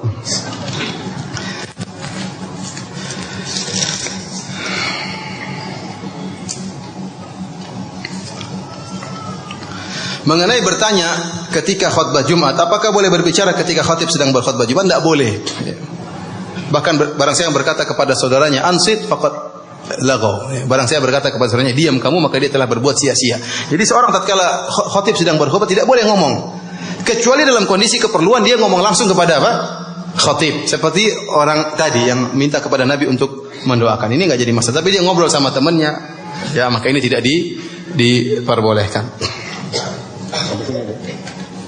Demikianlah para hadirin rahmatillah subhanahu wa taala kajian kita, sampai di sini saja saya rasa insyaallah sudah cukup ya, kurang lebihnya saya mohon maaf ya. Semoga Allah subhanahu wa taala mengampuni dosa-dosa kita seluruhnya, dan semoga Allah menerima puasa kita dan menerima salat malam kita, dan semoga Allah masukkan kita ke dalam surganya. Subhanakallah bihamdik asyhadu an la ilaha illa anta astaghfiruka wa atubu ilaik. Alhamdulillahirabbil alamin. Assalamualaikum warahmatullahi wabarakatuh.